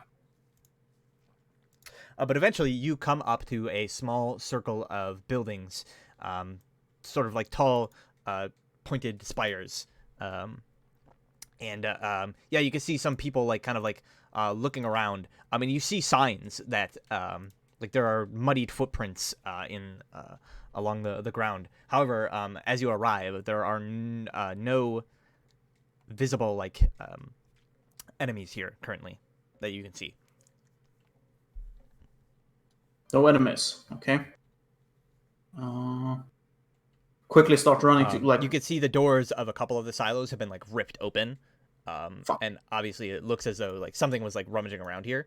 But you can also see there are bags of what look like grain that have been kind of like thrown to the side rather hastily, and you see drag marks that suggest that perhaps others were like grabbed.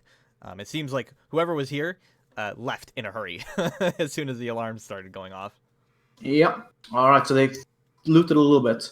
Follow the drag marks. All right. As you're following the drag marks, they seem to lead somewhat to the south and the east, kind of like through the fields again.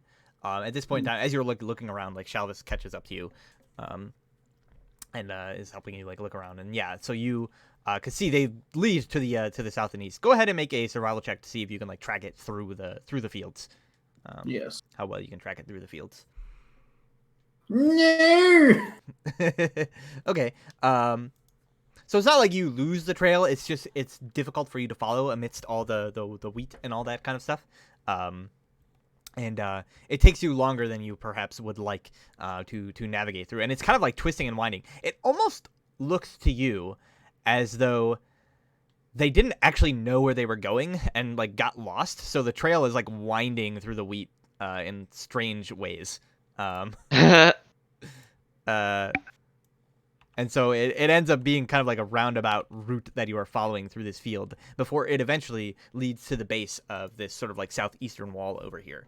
And you can see the towers on both ends are kind of like lit. And you hear like shouting from atop the walls. Is there any way? Do I see any stairs or any like? So the sign? stairs are at the towers. You would have to like run down to one of the towers to like make your way up. Is there? And there's no signs of this having like place have been climbed or something. I mean, as far as you can tell, it doesn't really look like that. There is like a substantially large gathering of footprints at the base of the wall, however. How tall are the walls? So it's two-tiered. So the inner wall is 30 feet, and then the outer wall is 60 feet. Okay, so if you're on the inner wall, how would you get up to the outer wall? There are stairs at each of the guard posts that lead up to the outer wall. So either way, I would have to go to the guard post. Yeah, unless you wanted to like climb the wall, which is Yeah. certainly possible given the sort of disrepair that it's in. There are like handholds and footholds that lead up. It could be scaled. No, it's not. It's not an extendable or a rod. It's just a. Okay, so I am going to. I say it's like we'll have to climb the walls. I say. Let me just check real quickly. I should have. Where's my? I dismantled my explorer pack. Didn't I? Yeah, I have hemp and rope. Good. So I am going to misty step up to the like inner walls, and then I am going to lower down the rope for the others to climb. Fasten it to something on the wall here. Sure thing.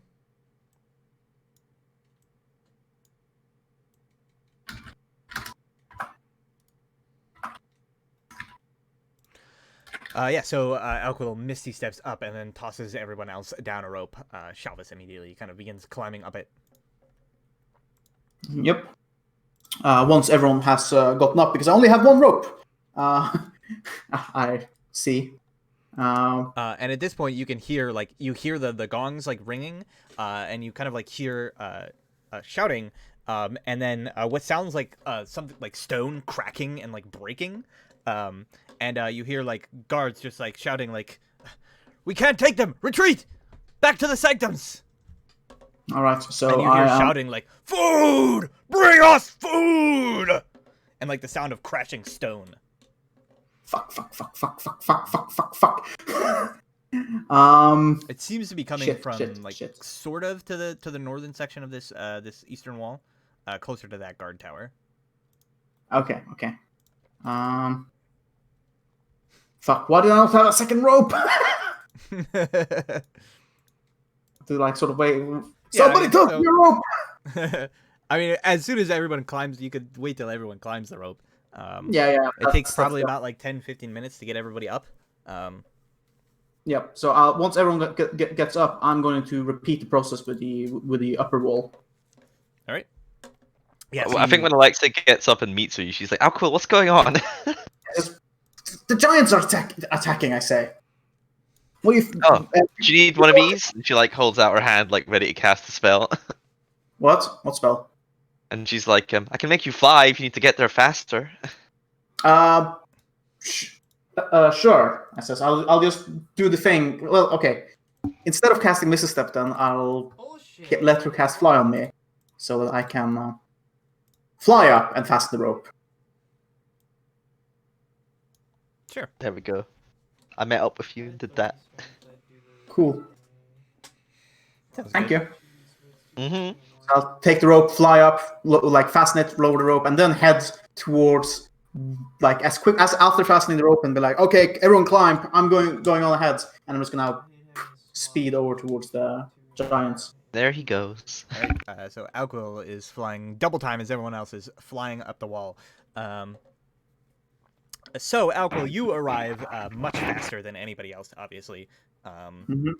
And you see, basically, like, up ahead, there is a group of these guards, the sort of, like, militia that man the walls, that are, like, gathered maybe about 400 or 500 feet down the wall, away from, like, a large opening in the center. And as you, like, fly overhead, you can see that they're, like, they have arrows like ready, and they seem to be like discussing things.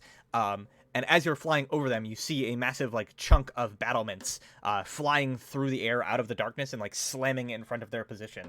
And they're basically like shouting. They seem to be like in disarray. And you can just barely make out ahead the silhouettes of like two hulking figures in the darkness atop the wall.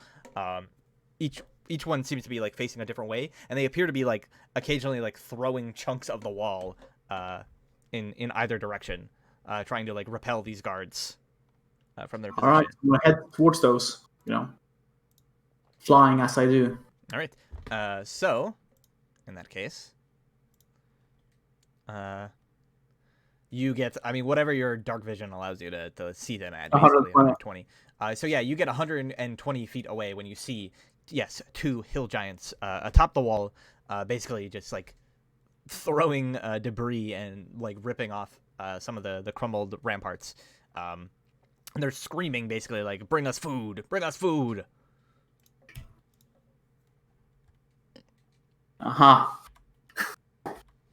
Well, okay. Do I see the guards fighting them? You see the guards like very far away, basically like every so often boulders landing in front of them, preventing them from like advancing any further. There are arrows like being fired, but it's well outside of the like range of these bows that they have. So they're just like kind of like plinking uselessly. Yes. Okay. I'm going to do something incredibly stupid, but I think that's God. I'm going to engage the giants. Oh no. Trying to distract them from the guards, basically. All right. I think as I'm flying, it's like shit. Like Quill thinks like to himself that like it's gonna be probably not a good idea to engage them fully in melee, but don't have any ranged weapons. However, like as he's like flying, like holding his hands forward, when he gets within 60 feet of them, a ray of frost would appear. I think this is the moment. All right. Well, they will definitely notice you at that point in time. So yeah, it's gonna be go ahead and be initiative. I'll just draw like a crude. Here's a wall. They're on the wall. Are we gonna have? Okay. You guys have tokens so you can see, but you're obviously like nowhere near. Yeah. As this is going on, he is completely on his own. You're in the process of like running that way. It's gonna take you probably at least, 5 minutes or so to get to where he is, because you're just like running and he was flying like full speed. So I guess Thor, go ahead and roll initiative. Should we not start this maybe next week since we're 10 minutes to the end? I imagine this combat will go on quite a while, wouldn't it? I mean, I think it's gonna be pretty quick. Oh, okay. Sorry, Thor. Yeah, I'm assuming I don't have pre-orc on me right now. No, not really. There's not really a... I'll take care of him for you. Yeah, I forgot about his passive ability, because his passive ability would have allowed me not to be surprised last fight. Oh well. In which case, my initiative would actually be 6 rather than 8. 6.01. Yeah, so Elko goes flying up towards these giants. And yeah, I think we will go ahead and leave what the hell happens as Elko engages these two giants alone, with no sign of backup coming anytime soon. Next time. If you want, Brad, we can, at some point when you have the time, just play out whatever the routes of combat I have before next session, so they can they don't have to watch me play at the beginning of next session. Yeah. I mean, we could probably do that. Yeah. I don't know. When are you available today at all? Later? Yeah. I I can't cancel the session on account of personal reasons. Personal Bullshit. reasons. Go ahead. Bullshit. Yeah. All right. Well, in that case, yeah, we will call it here. I guess maybe like in an hour or two, we can just like kind of run through, see what happens. Yep. There goes Zachy. And Bye, Zach. And we will rejoin next week. Where I guess, seeing as he is like one of the only people that was here like the whole time, James will do the recap. Yes! Another James recap. Aren't you glad for Brad? Classic. Anyways, until then, I will see you all, and good day.